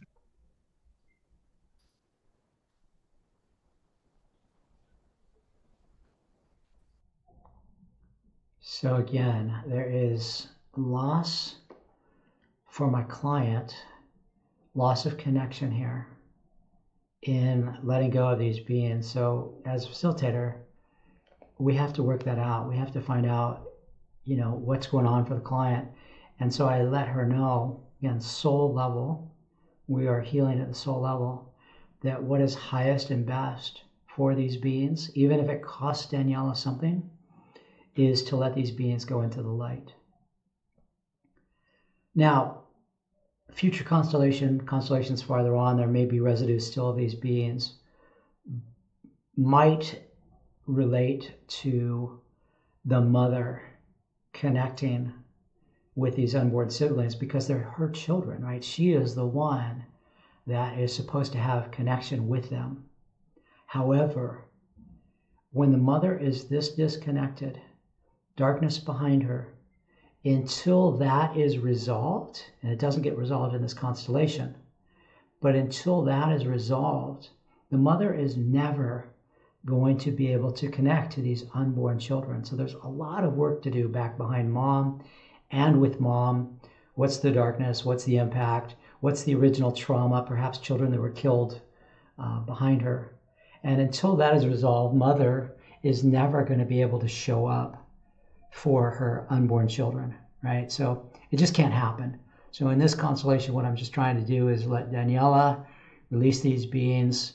Archangel Michael says he wants to take them into the light. So And the beings felt good, the children felt good about that. So, all right, let's do that movement. And again, there's another potential can happen in this constellation, and it's another really important potential, and that's to go through Daniela's mother, where she reclaims and reconnects with her young ones. And for the unborn siblings, just tell your sister, we'll still look over you.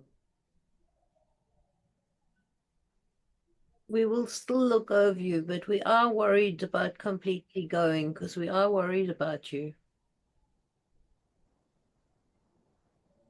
And Daniela herself, it's a question of you having the strength to truly make a decision for what's highest and best for your soul and for your daughter and for future generations, to truly and soulfully release these beings.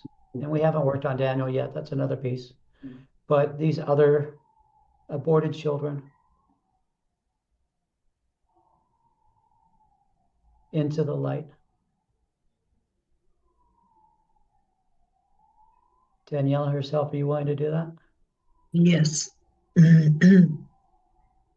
And just know also, Daniela, they'll still be with you. They'll still look over you. Just not as attached. For me, I'm ready to let go.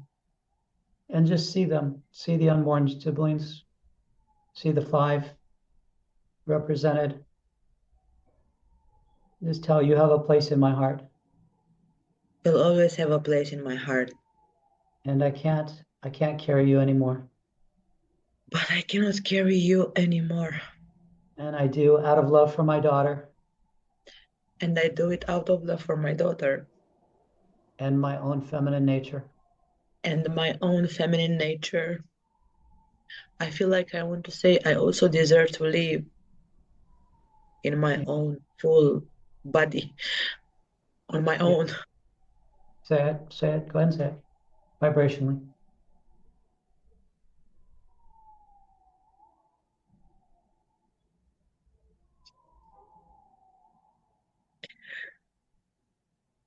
I feel like I've been a house that I was hosting all these souls that were. Yes. Daniela, say vibrationally to your siblings or into the field. You have to say it with a vibration. I deserve to live. I deserve to live. I'm a child of God. I'm a child of God.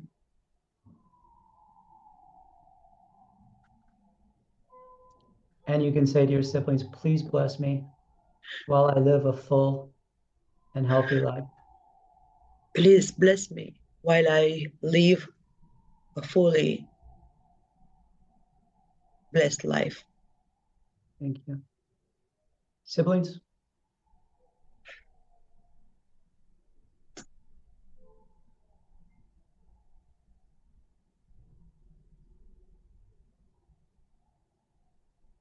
You receive your blessing.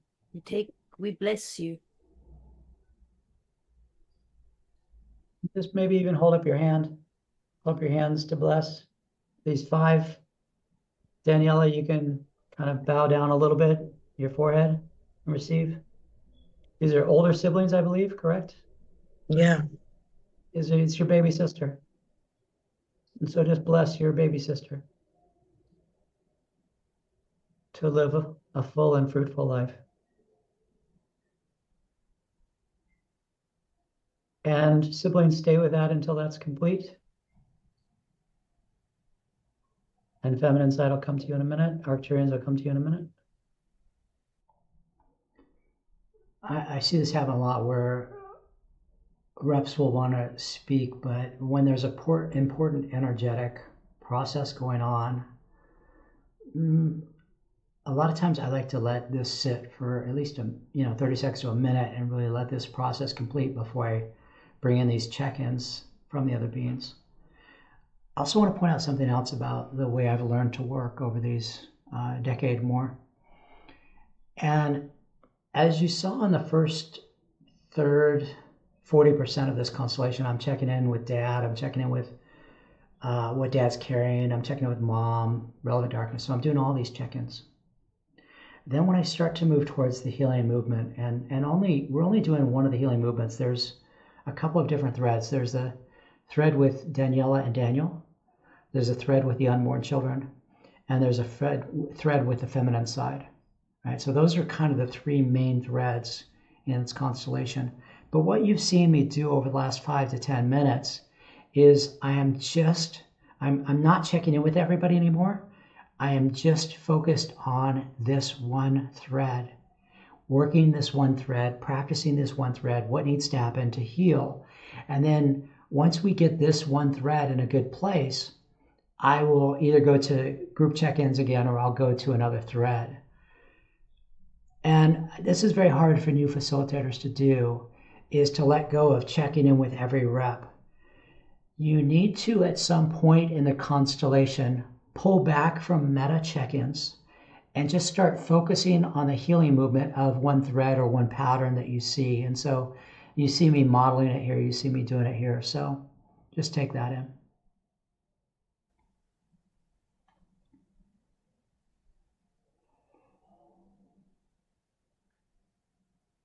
Silver, I'll come to you in a minute.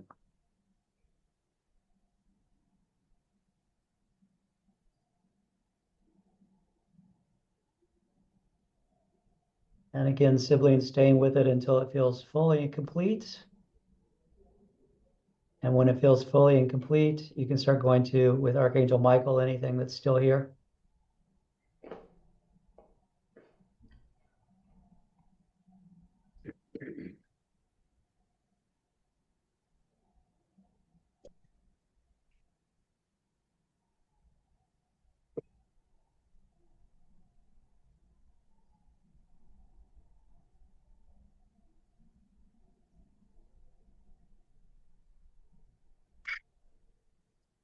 Feminine side, something you want to say while this is still going on?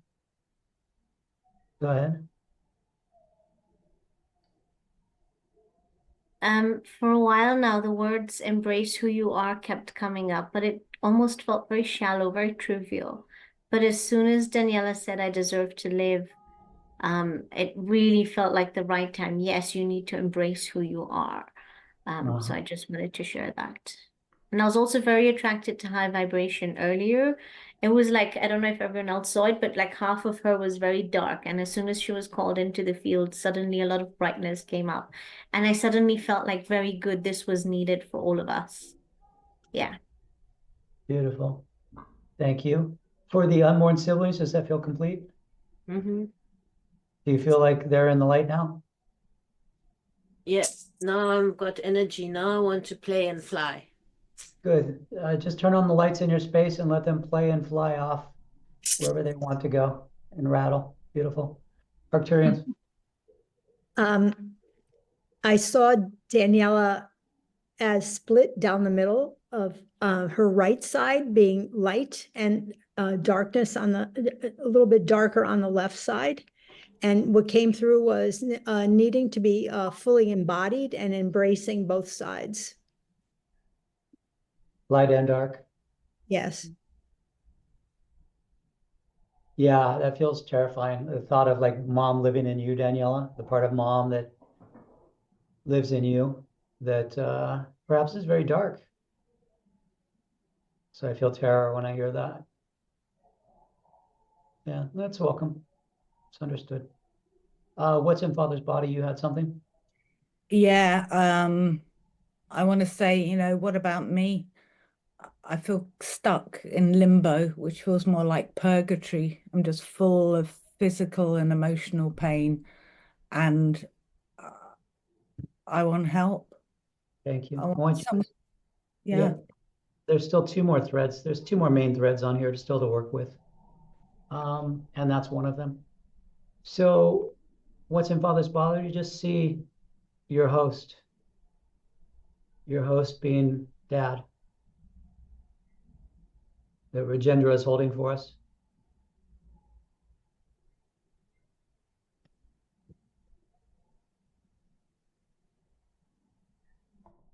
Okay, so again, one thread is completed. Now we go to the next thread, and that's this. This one says, "I want to go to the light also." So I direct my attention there, and then I'll We'll see. I don't remember where I work, but let's see how it goes. Try these words if it feels true, Silver. I live in you, or I lived in you. I live in you. No, it's not you. It's not for you to say. Okay. Okay. It's okay. Just notice and always test, Rajendra. If I say something, if it feels true or if it doesn't feel true, you may be really confused. So I think they are split too. I think it's the same as pattern for you, Daniela. So right there, one of the things I'm always tracking, notice all the heads nod. Daniela's heads nodding, Arturian's heads nodding, feminine side's heads nodding. So they're all indicating that there is truth, that dad is in some way entangled with his being and his body. And just like Daniela is entangled with Daniel, they don't kind of know who's who. There's an entanglement that's blocking the like I amness, I am this. It's like, oh, who am I? It seems like there's the same pattern between dad and what's in his body. Silver, Yeah. say to dad, I live in you.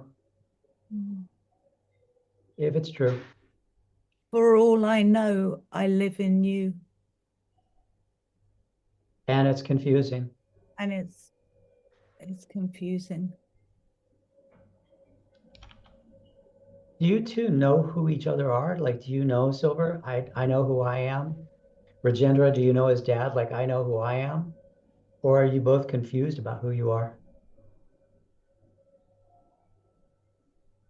I feel like a fetus that really hasn't got much developed.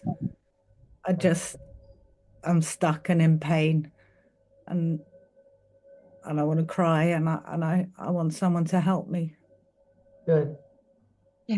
So just know that Daniela has created this field, one of your ancestors probably, to bring help and support to you. Father, how is it when this one speaks? I felt like helping her. Yeah. I felt like blessing her. Bring light.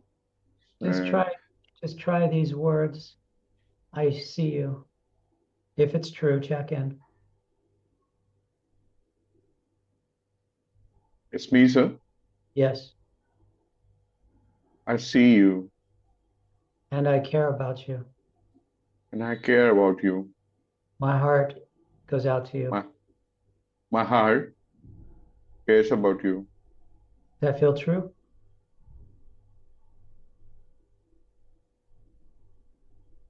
Rajendra, does that feel true? Yes.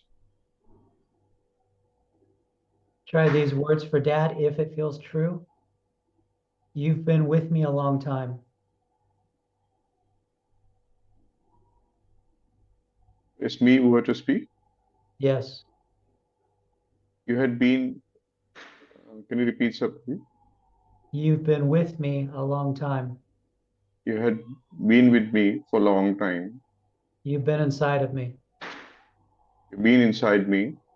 Does that feel true?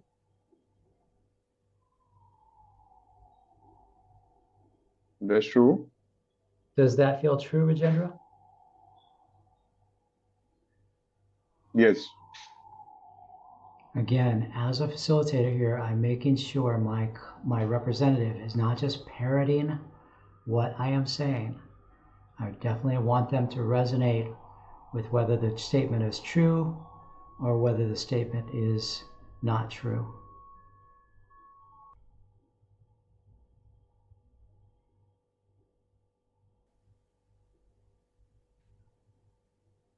So just see this one.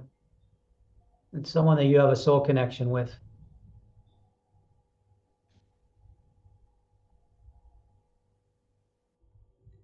Again, here I'm trying to make the unconscious entanglement conscious. Let's establish this connection. Let's establish this entanglement, this bond in the conscious mind.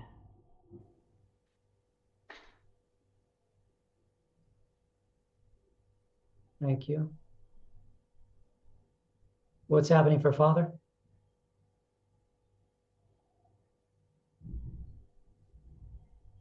I'm feeling very hot here in my head. Very what? Hot? Very hot. Uh-huh. How's your relationship with the one you were talking to? Can't say.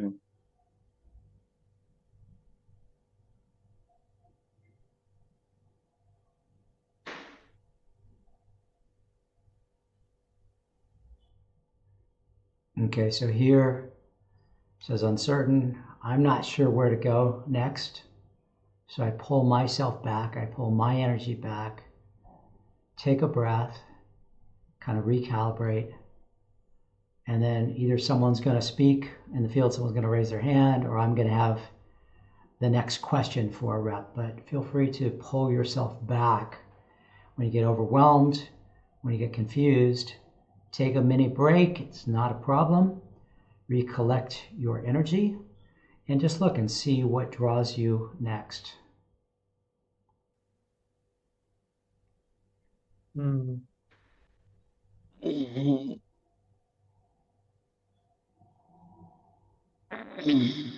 What's in father's body? What's happening for you? A massive headache. Just feel completely stuck. Thank you. Where I am. Irina, can you shift to a being that loves this one, a being who can help this one? High vibration. A high vibration being who can help what Silver's holding. This.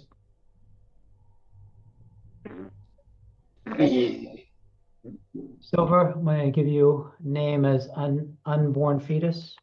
Yeah. Okay, so this one is still stuck. We have not had the movement we needed with the father. That didn't help. Feel free to change reps. I bring in high vibration being who can support this unborn fetus. So let's bring in, don't worry about changing reps. Irina can handle it. So just go, okay, let go of that role, take on a new role, right? It took me years to be able to do that, but it's very, very easy to do. It's not a problem. So let's bring in the helper that's needed for this one. And let's also have this one named, not just what's in father's body, but an unborn fetus. Let's give that one a place, right? So naming them is giving them a place.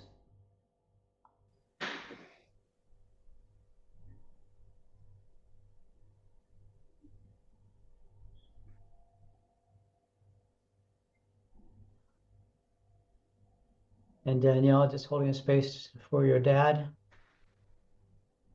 in your heart. And then we'll have to do some more work around not carrying his stuff later, but not yet. Archangel Michael, anything to share? I got something to say, and it's pure joy from the little ones. I don't know if you can feel this, but it's absolutely pure joy.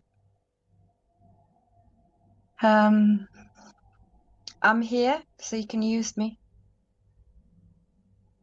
Thank you. Unborn fetus, how are you doing?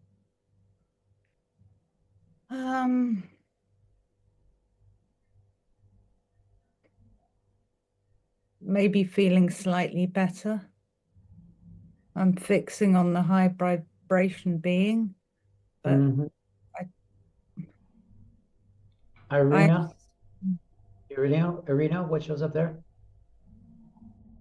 Okay, so again, before this, just notice, as a facilitator, there's a tendency to think as a facilitator, I always know what I'm doing, or I always do it, or it's always, the perfect thing in the field.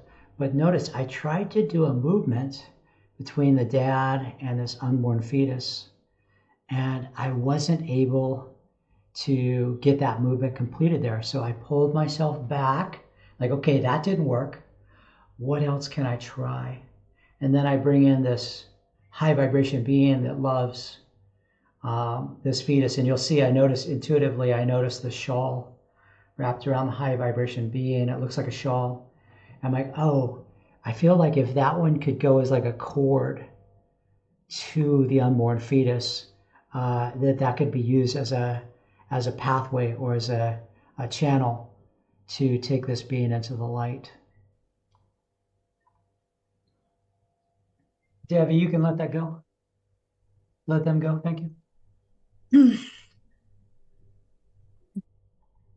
There, that's letting a representative that is complete, movement-wise complete, let go of the role, right? It just takes out unneeded energies out of the field and also gives the reps a break because that movement is complete. So let's let that one take a break. I felt suddenly very, very warm when I changed, because before I was suddenly icy cold.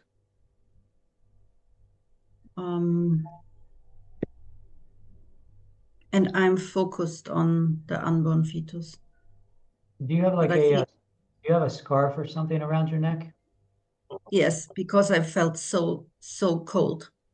Can you take one side of that scarf and give that to the unborn fetus to give them feels like the other side of the scarf? Or maybe your screens are different, so go ahead and do whatever feels right. Just give that to that one so that that one can connect, and it's almost like a tether, and it can help pull that one.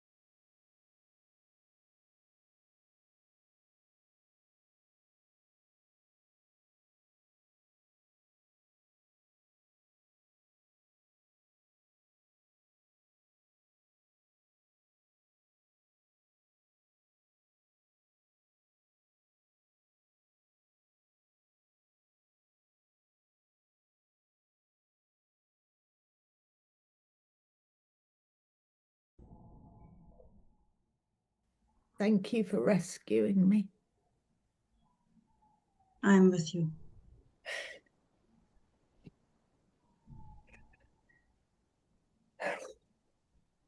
Arcturians, go ahead.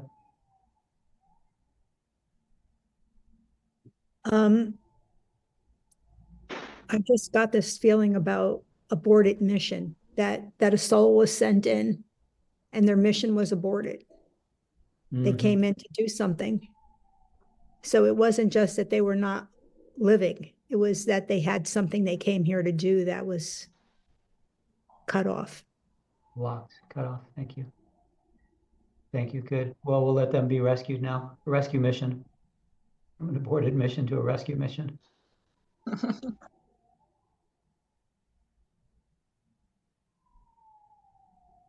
And silver for this unborn fetus, just let that one go to wherever that one needs to go of the highest. What are parts were perhaps stuck here on this planet? Does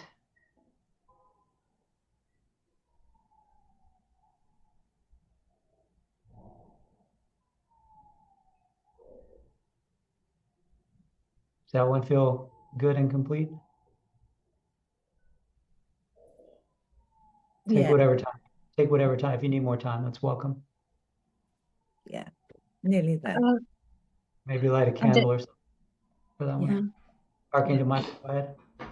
And there's a feeling of celebration now, if I could just scream the many screams of celebration that I hear, and I have shivers all over. It's like, yay! Thank you for that. Thank you, Archangel Michael.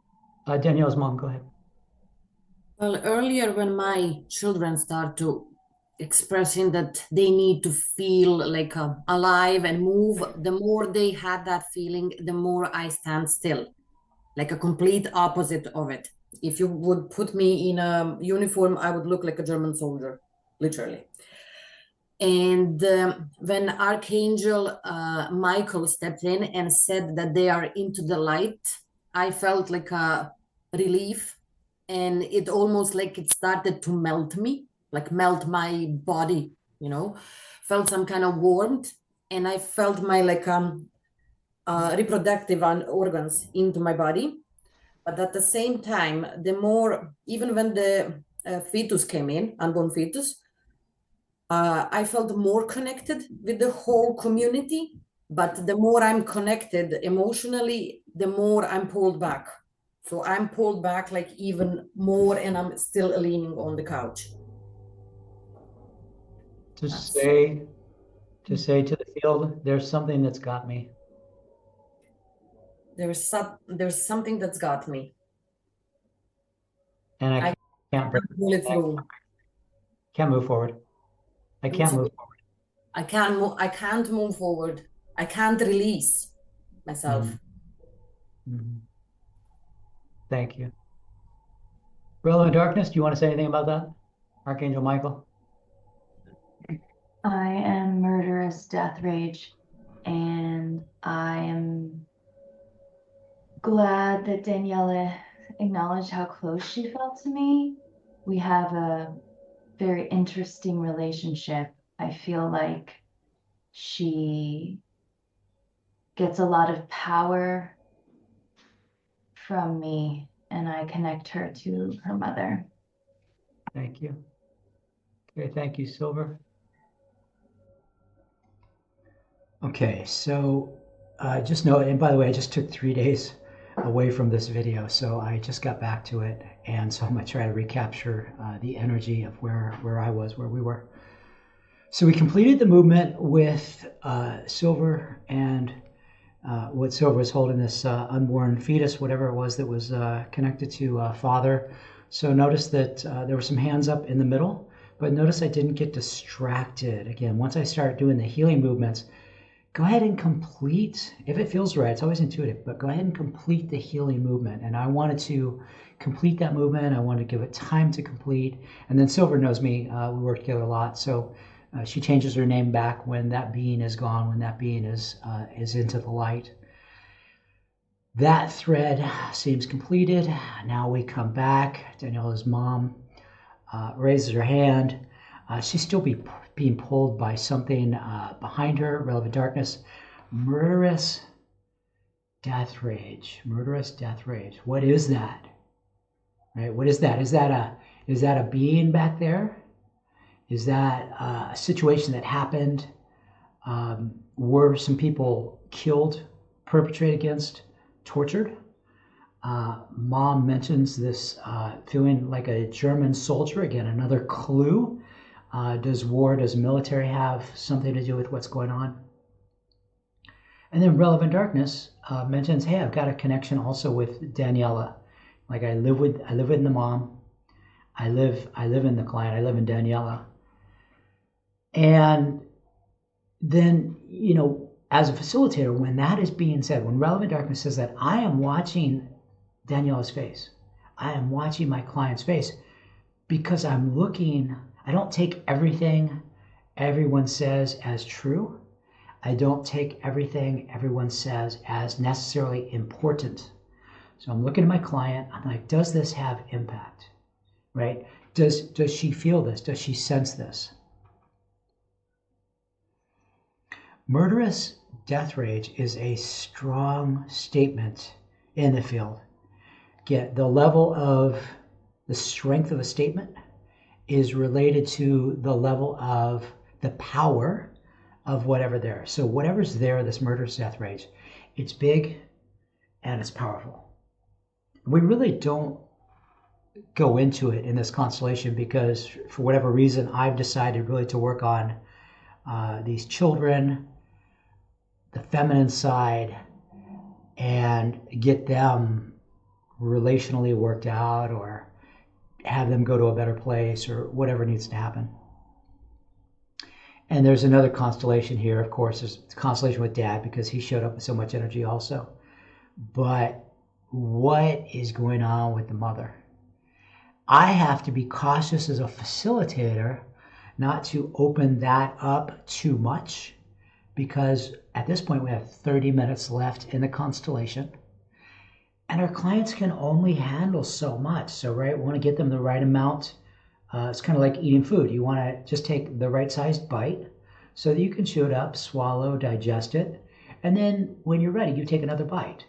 And what I've learned over the years is how to limit how big I open the constellation. We've already done a lot of work. We've been in this constellation for an hour. Mom's still being pulled back, super relevant. And a mistake a lot of new facilitators make is they're going to go, oh, let's work on this murderous death rage. And at this point, you're an hour in, you got a half hour left. Don't open another really big chapter in the book, right? Leave that chapter for later when we actually have time to do it. Because otherwise, you run into troubles if you get all of these things open at one time. So we want to limit that, know where our time is. We got 30 minutes left. Whatever's going on with Mom is probably, it's a full constellation, right? It's so big, it's a full constellation, so we don't want to go there. Take the information in. Oh, there's a doorway here. We're taking in the information, there's a doorway here, but we might peek in the door a little bit, but we're not going to open the door. We're not going to open all of that energy and bring it into this field. We've still got other work to do. We've still got the feminine side to do, and we've still got Daniel to do. And so the client's goal is my feminine side, right? She feels masculine. There's a fear of Mom, and there's, I think, something she's carrying for Dad relative to Daniel, the name Daniel, Daniela. So that's where we're going to stay. All right. Let's go back to the video.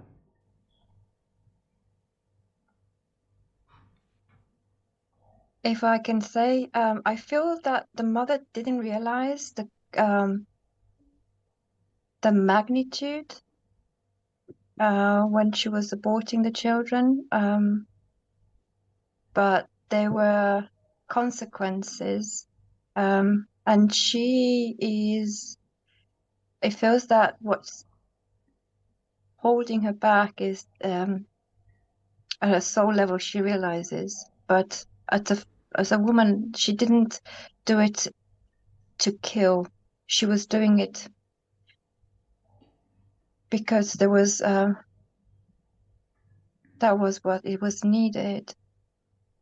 And I feel warmth towards her. I feel she's paying her price, but what I feel is that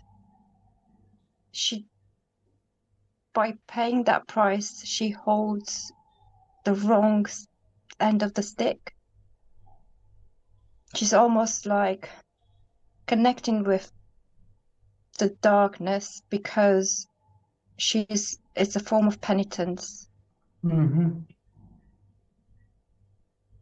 Thank you.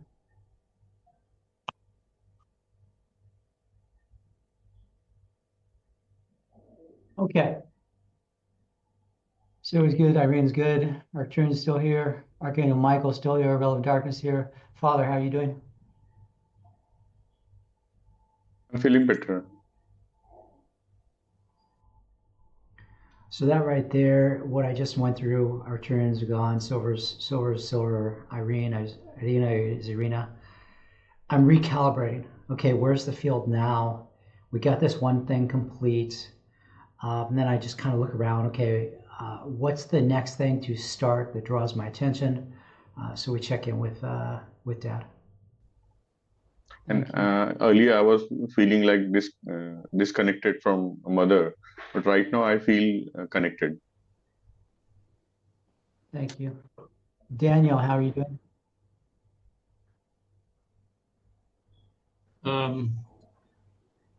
I was feeling very sleepy just now.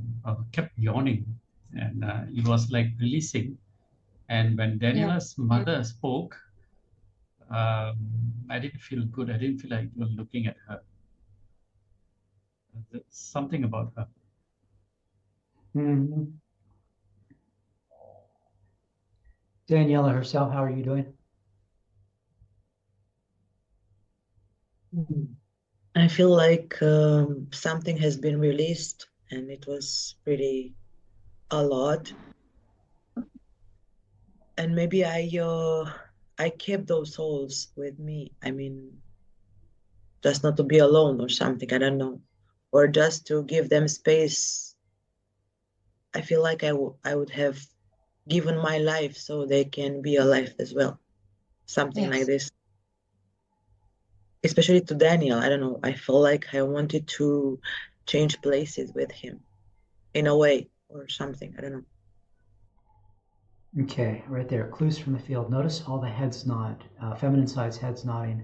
Daniela is saying this. Archangel Michael is nodding. Danielle's rep is nodding. So you know when you see all that, you're like, oh, there's energy here. Like this is a strong thing. This is an important thing. We know that it's true. I would have sacrificed myself for them. Tell Daniel we are very close. We are very close. I feel you. I feel you. I've always felt you.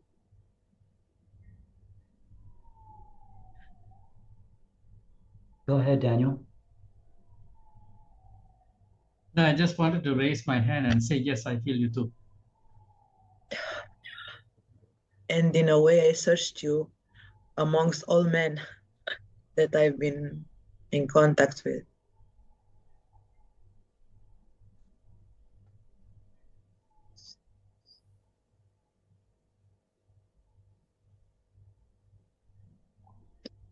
Just try these words, Daniela, because you are missing. Because you are missing. I gave you a place. I give you a place. For my dad. For my dad. And my mom. And my mom.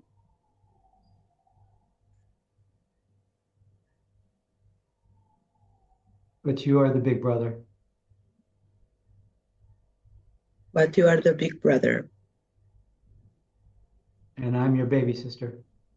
And I'm your baby sister.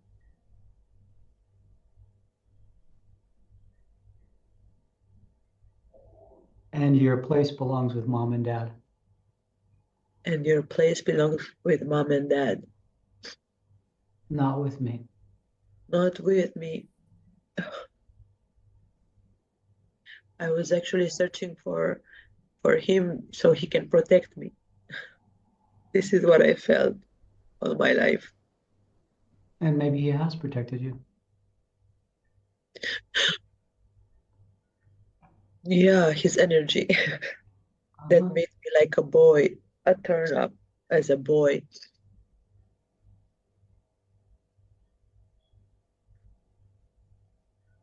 And try these words. I have to give you back to dad. I have to give you back to dad.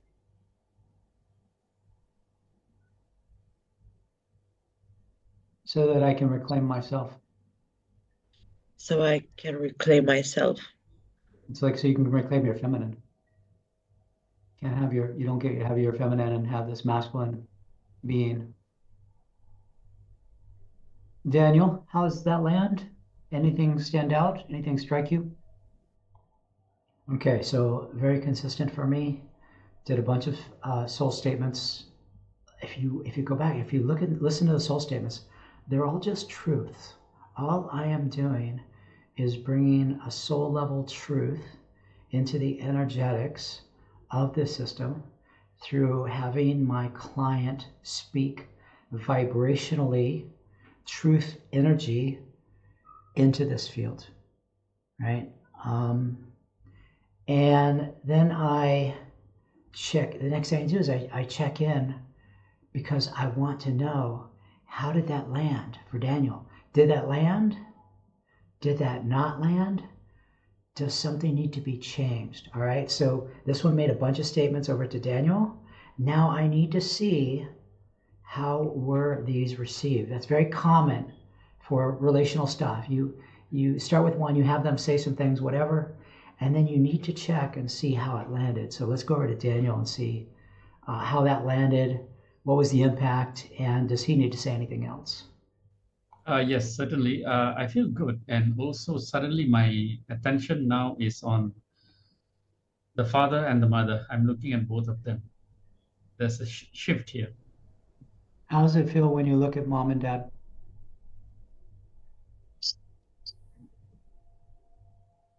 I feel better now. I could look at them. Earlier on, there was no connection whatsoever. Well, no, Now, Dad, I want to see what happens. Can you reach out your hands to Dad? I want to see what Dad does. Dad, you can respond or resist, but to be honest, be truthful with whatever the role does.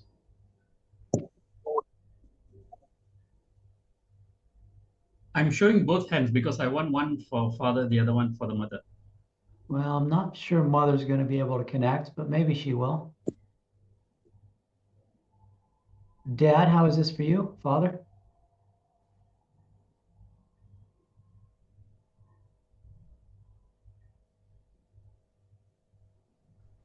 Rajendra, how is this for you?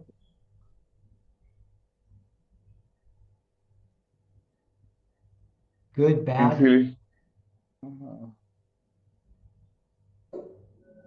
I didn't feel any connection. I'm not feeling anything. Thank you. Try these words. I'm disconnected from you.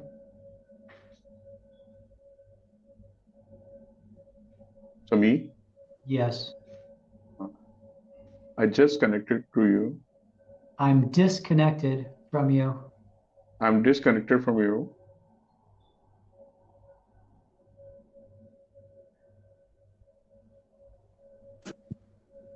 I can only see Daniela. I can only see Daniela. Does that feel true? Is that true? No. Does that feel true for you, Rajendra, to say? Yes. Thank you.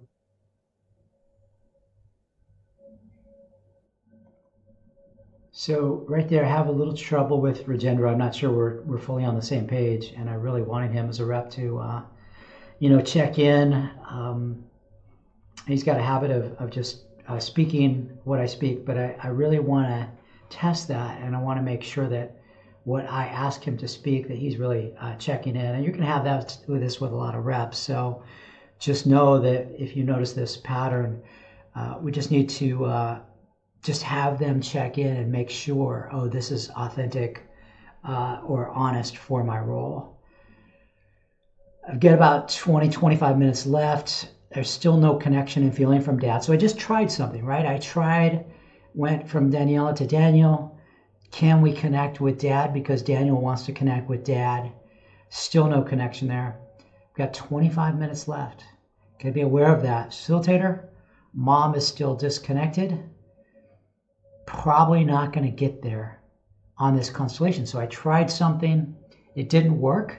Realize that every facilitator you see out there and it looks like they're doing magic, they're trying stuff and it doesn't work. They try something else and it doesn't work. And then they try something and it works. Right? It's the same thing for you. Right? I'm not a magician. I don't know everything. I'm right about half the time. The reps are right half the time. And I'm finding that balance between the two. So just know as you're facilitating, normal part of the process, you've got to be willing to try things. You got to be willing to make a mistake. And then you just check. You check and see, is this on point? Is this off point? Whatever. Then you adjust. So what I tried there didn't work. Now I'm going to make an adjustment because limited on time. Still need to work out Daniel. Still need to work out the feminine side. On my part, I could feel their hands, especially the father's. Uh-huh. And I want to reach out to the mother and feel her hand too. There's a strong urge here. Mom, how is that to hear? When I was looking at when I was looking at the father, I felt like a sympathies for him, but he's very distant, like very, very far away, and the connection is like lost with that longitude or something. My attention goes to Danielle, and I would like to reach out to connect, but something is like stopping me. I try to, like reach, pull my hands out of my pockets because I'm constantly like this, with the arms on the side of my body, but it's just not coming. So Even though my attention is focused on him now. It's focused on Daniel now. Yeah. Thank you. Can you reach out to Daniel, check in? You may not be able to, and that's welcome also.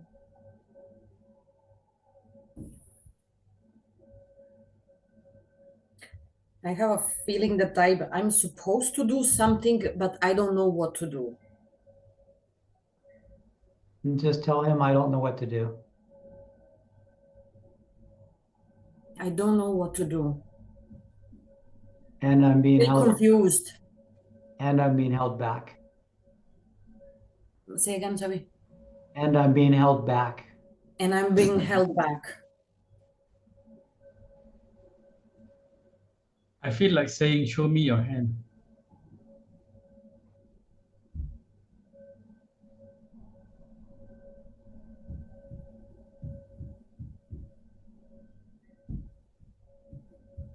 This is how much I can reach out at this moment. It's literally sore.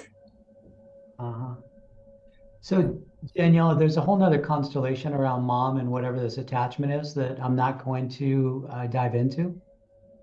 It's here. It's probably still impacting. Do as much as I can here. And there's another piece in the future. How is it for you, Daniela, to see your brother beginning to connect mom and dad?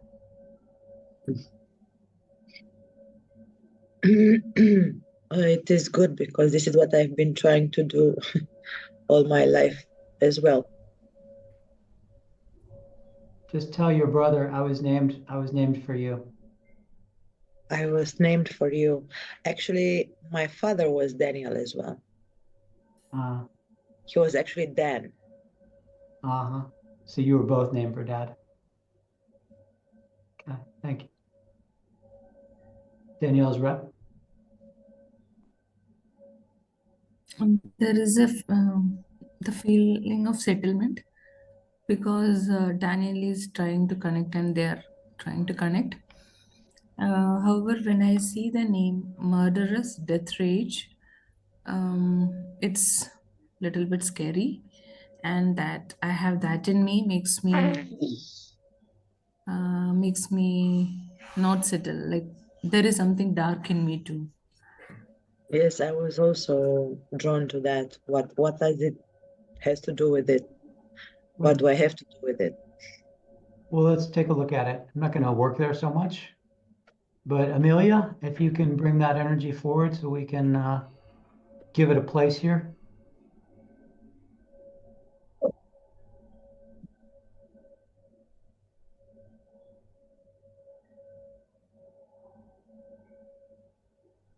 Daniela herself, just breathe.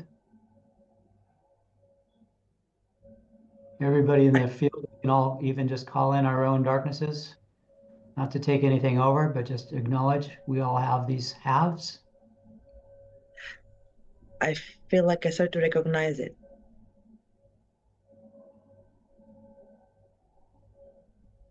When I was young, I had a quarrel with some boy, and I was praying like not to reach the outmost of me because I felt I can kill. Just tell that energy, being, whoever it is, you've been in our family a long time. You've been in our family for a long time. And you've been part of our soul journeys. And you've been part of our soul journeys.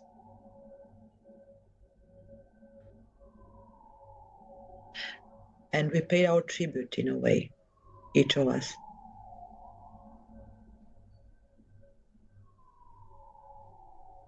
it's Yeah. time for you to, and it's time. Do you want to dance in the light? Do you want to live in the light more? Me? Yes. Yeah. Yeah. And just tell this one the truth. And I'm moving towards the light.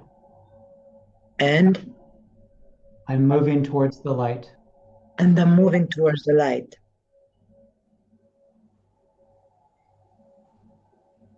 But you will always get your appropriate place But you'll always get your appropriate place as part of our lineage. as part of our lineage. I feel like I want to tell her that I can handle life without you being on my back somehow. Like this was a way like a protection. I knew that I had that power of killing in necessity, but I can handle life without going that far. It's almost like a black widow. I think it's the feminine. I don't know, but I feel like almost like a black widow energy. Arcturians. Humans were programmed with the ability to kill, and that was to survive. We spent many lifetimes in survival, but we carry guilt about it. But that's just the way it goes. Go ahead, murderous death rage. I want to say to Daniela that we could have done worse. There's a lot more killing that I could have done. So there is a mercy in my being. There's a candle on the desk that I don't stand too close to so that I don't snuff it out. And as long as you give me a place, I respect your light, and I will not snuff it out, although that is very in me. So the respect that we have killed when we've needed to.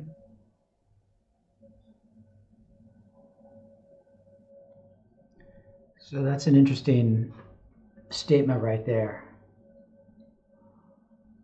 Almost indicating that, and again, more time, another constellation, bring in like a light force or even a life force. Yeah, I don't know why. It's just an interesting statement to me. Okay, continuing. Thank you. Archangel Michael. I don't know how I'm going to put this in words. There's no price to pay. And yeah, there's no price to pay. There's no guilt that needs to be attached to this. And that's what is keeping the connection, because there's a feeling that there's a price that needs to be paid. Yeah, try these words if they feel true for him, that being. Ask for grace. Ask for grace. I think that's what my sense of what grace is. It's like a cosmic forgiveness and release. Yeah. Yeah.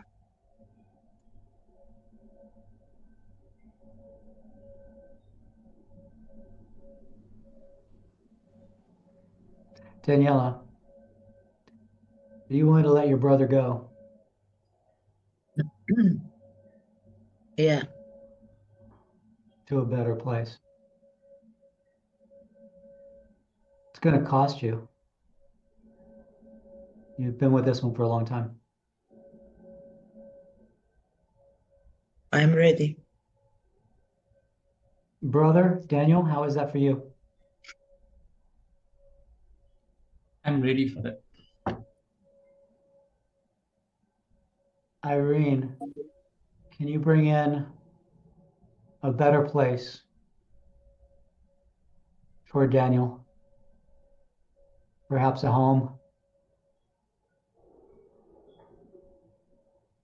Whatever's at the highest vibration for him. And Daniel, if you can, say to your sister, your younger sister, I'll still look over you.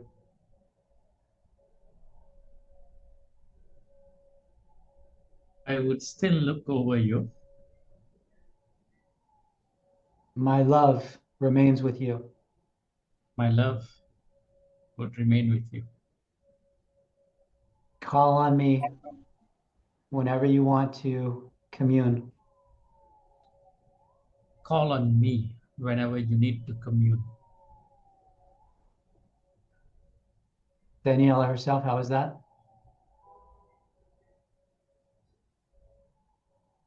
It's good to hear that, but then I thought, oh my God, but what if he would still stick again to me? And I feel like I'm ready to let him go for good. Like, also he deserves to follow his journey without sticking around. Because I'm a big girl now. I don't know, I feel like to say that. Just tell him almost with your little girl self. Just tell him I'm a big girl now. And just I'm a feel big girl. Yeah. Your feminine setup. Yeah. So Daniel, we've brought in a home, whatever will help this one go fully into light, any parts that are ready to be released. Irene, what shows up there? Irina, I think it's more correct. It's like, I want you to come. I really want you to come to me.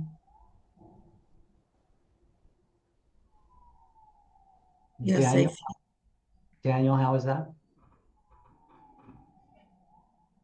I'm focused on the word a home. I don't see anything else. It's just a home. That's it. Just say home. Home feels good. Home feels good. Great. And if that being is ready to move towards home, can perhaps hold your hands up or something towards that frame and just let that energy flow towards home.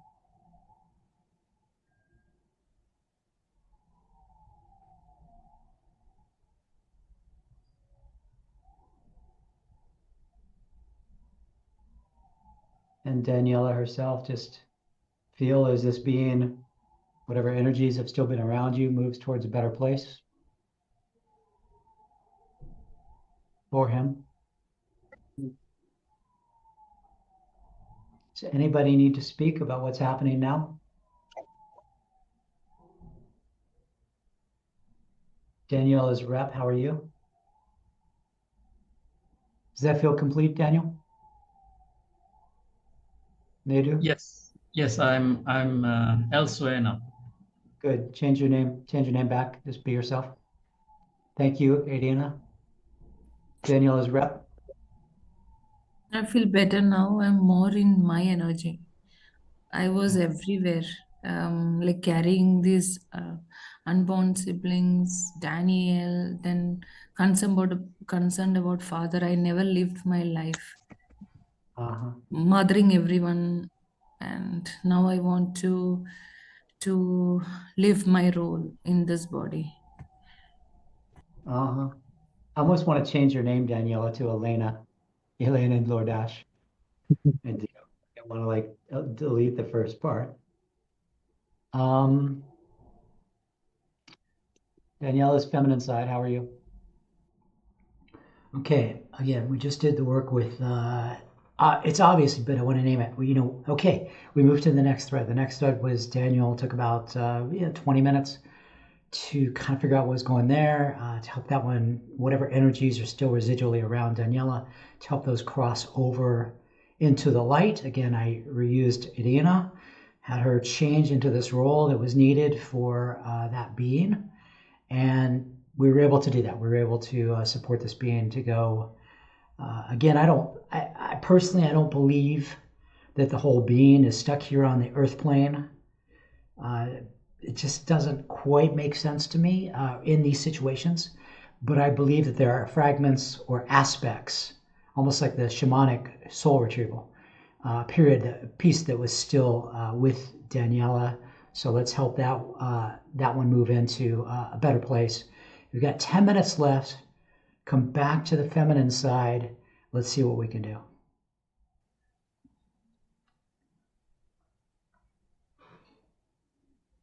There was a lot going on, and I just needed to step back, and the feeling of there's a lot of hurt in me. Not that I'm hurt, but there's a lot of hurt in me, and I'm very forgotten. That's the feeling that continued for at least the last half hour until you, Jack, yourself, you said that that's the feminine side, the Black Widow.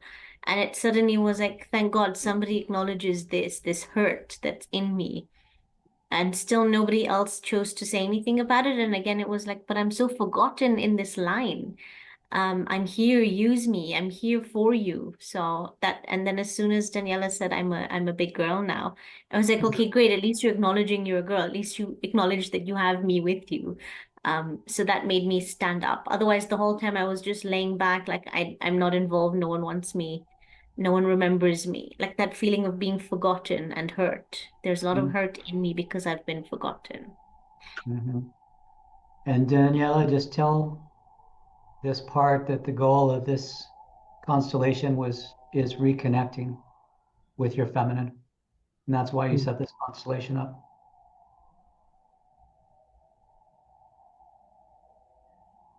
Just tell this one, I came back to get you.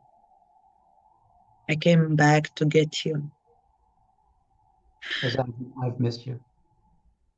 Because a part of me missed you. Mm-hmm. And I didn't feel complete without you. I voluntarily left it like 10 years ago.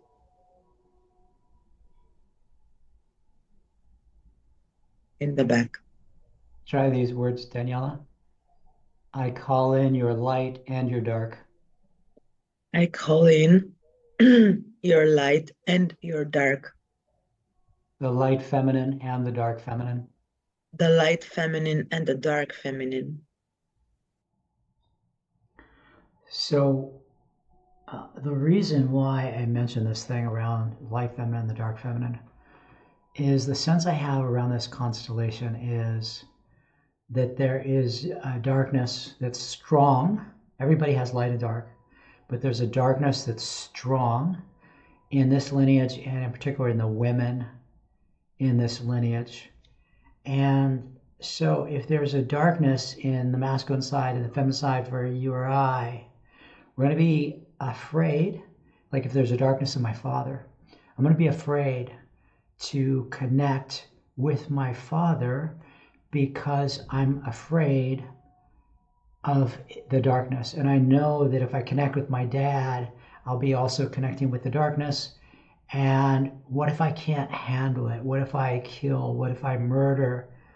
And people have killed and murdered. Women have killed and murdered. Men, we all know, have killed and murdered. So what we do to protect ourselves from these negative potentials is we disconnect, right? So for Daniela to reclaim her feminine side, she's going to have to reclaim both the light and the dark. For Daniela to connect with her mother, she's going to have to know that, oh, in this bond with mom, in this energetic transference, which is what a bond is, it's going to come with energies, and those energies are going to be high vibration and low vibration. And then in my opinion, the theory is, okay, Daniela has done enough work on herself that she'll now be able to handle both the high vibration energies and the low vibration energies, right? And it's possible we do a constellation around mom. It's possible that what we're going to want to bring in for her is also Daniela's light or mom's light. And it's almost like Murder's Death Rage mentioned that too. Like there's a candle here, but I stayed back because I don't want to snuff it out. So to handle our darkness, to integrate our darkness, we have to be connected to our light also, because otherwise it's out of balance. And then we're just feeling the dark energies. So we're going to bring in the rep for the light also. I don't think I do that in this constellation. But want to mention again this fear around connecting with mom, fear around connecting with the dark feminine, the sense I'm getting is because it comes with a lot of baggage. And there's a fear in Daniela. I don't know if I can handle the level of baggage that this comes with. Right? I don't know if I can handle this darkness energy that may come through me through my mother. First part of this constellation, or this particular constellation around the feminine side, and then there's another piece of work around mom. So we got 9 minutes left. Let's continue this. I can hold them both now. I can hold them both now. Yeah, that feels good. Feel the heart around that. Rajendra, how is that one doing? Feminine side?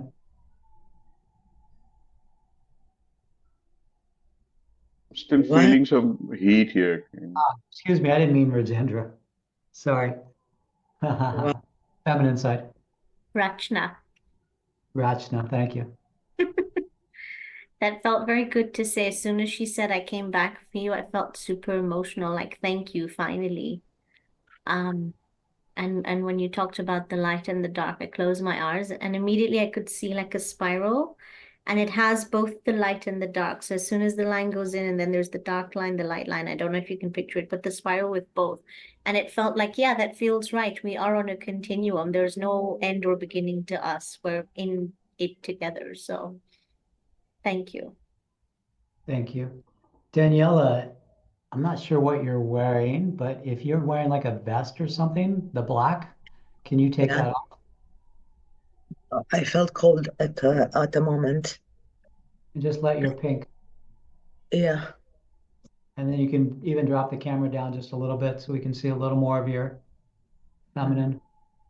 It's a star.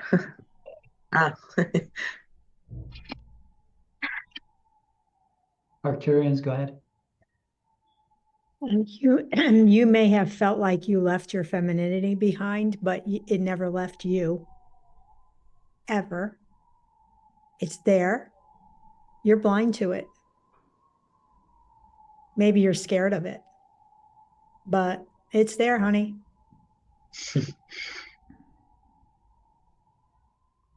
And Danielle, I can just say this one again. I give you a place.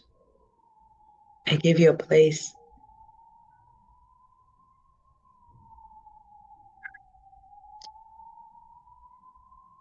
Just feel the connection between the two of you.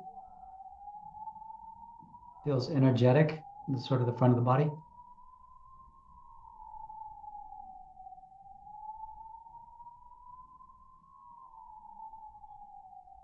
Feminine side, anything you want to share?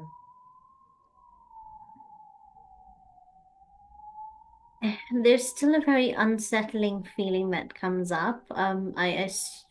It really does feel like it's from the mom side. So, but for now, no, I think this is okay because it's too much. It's way too much. I feel like I'm going to throw up if we touch that. So, yeah.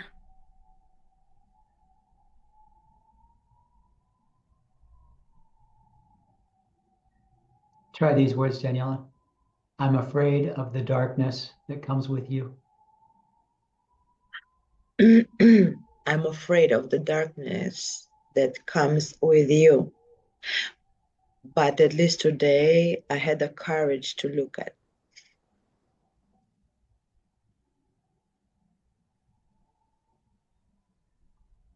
Yeah, I feel like I'm not ready to embrace it fully, but at least I saw it and I could look at it, not to run, not to, and connect to it. Yeah, I can do that. And just see your mom also.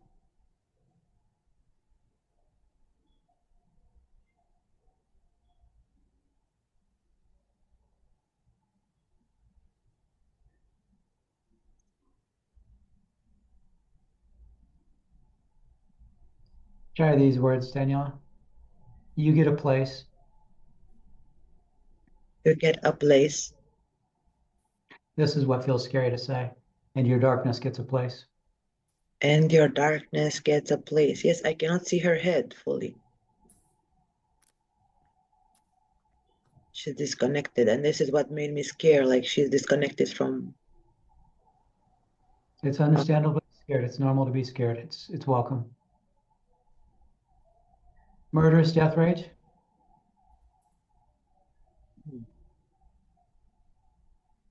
I feel like I'm sinking into the core of the earth, very dense, almost in and out of consciousness. I can feel Daniela pushing me farther away. And I almost like I'm elemental now, like I'm becoming part of kind of the fabric in the background, that it's not integration, it's a kind of a dismissal. Thank you. Daniela, say to your mom, you get a place. You get a place. And I'm scared of you. And I'm scared of you. So with truth statements, again, truth statements, healing statements, all I'm doing is naming the truth. This part gets a place. I see you. I'm scared of you.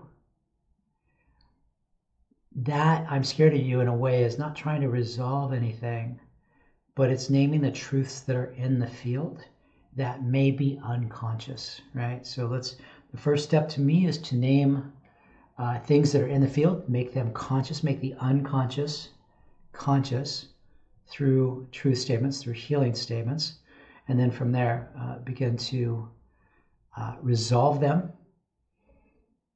And yeah, let's leave it there for now. Dad, you get a place. Dad, you get a place.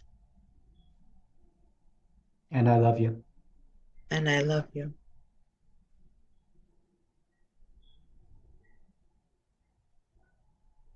Anything anyone needs to say? Okay, so feel here for all of you watching this constellation.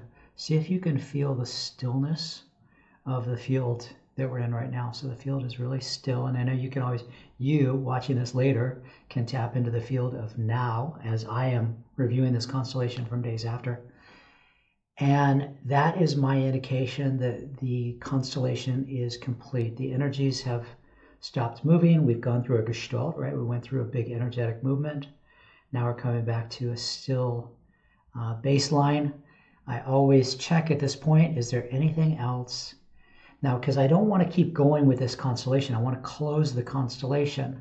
So I don't just say to the reps, okay, who else has got more to say? Because every rep has more to say, right? Reps always have something to say. So I'm moving towards closure, moving towards closing the door. And so I say, pretty consistently now, what else has to be said? What else has to be said for the completion of this constellation, for the ending of any movements today? And that's the way I'll frame it. More information that needs to be said before we close, but we're definitely moving towards closure now. Mom, go ahead. Well, at first, when that murderous death rage came in, the huge wave of cold, chilly wind came into me, and it felt like deeply into my bones. When brother is saying goodbye, I felt like a connection with him, and I wanted to like hug him. Some kind of really like a nice emotional connection with him. And earlier, when someone commented about my my clothes, that Black Widow thing came to my mind, but it didn't felt right moment to spoke about it. So yeah, that's for now from me. Thank you. Anyone else need to speak? Feminine. Go ahead. I acknowledge that Daniela is still scared of me or doesn't know quite how to connect with me or do what to do with me. But the urge to tell her, like, I'm also in nature. Find me in nature. It doesn't have to be such a specific big thing. Find me in nature. That's what's coming up. Thank you. Angels, Christina. I feel So I feel the key is compassion. So when you feel compassion, that's when you can connect with your feminine side. Thank you. And part of that's going to be feeling compassion towards mom, which is going to take some work. Anyone else have to speak? Okay. Daniela, is it okay if we close now for here something? Whatever sentence that was trying to make, is it okay if we do that? Yeah, sure. Daniela's rep. Okay, we close here? All right. Okay, everyone. Let's bless these beings. Let's bless these roles. Daniela, with love and respect, no longer appropriate for us to carry these energies. We give back to you everything that is yours. We keep only what is ours, and we get to keep any medicine for our souls or medicine for our families. And so everything else, give all of these energies back. Let them flow to Daniela, them flow even beyond her to perhaps these new homes and landing places for these energies, and also back into her lineage. And we could start to, when you feel complete, take as much time as you want. Really get the energies fully given back with love and respect. You can even feel your own toes, your own name. You can change your name back when you're ready, just to represent yourself.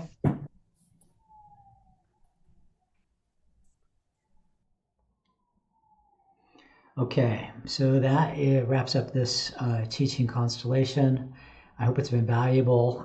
Definitely let me know what you think. Let me know what you think in the comments. Impacts, positive. Do you want more of something, less of something?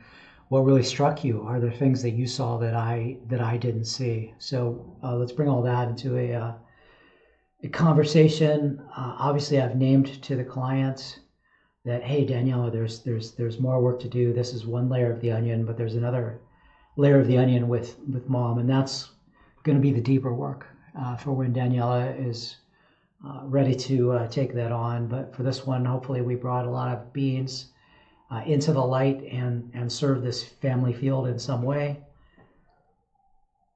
Yeah, and very interesting, this idea of kind of this Black Widow, murderous death rage, and then these children that have been around. So let me know what you think, and I'll be creating more of these. I think they're going to be valuable for people to begin to understand, like, what's behind the scenes in my mind? Like, why do I do the certain things I do?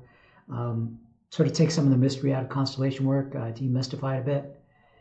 And hopefully it'll serve all of you in learning how to work with the truth statements, and just naming the truth energetically into the field to bring, because truth brings higher vibration into the field. So it's a field with trauma energy in it. And basically at its core, what we're just doing in a constellation is bringing in more light, high vibration, love energy into the field, softening this. Some of the trauma energy leaves, and the field is left with a higher vibration overall, higher vibration in its entirety.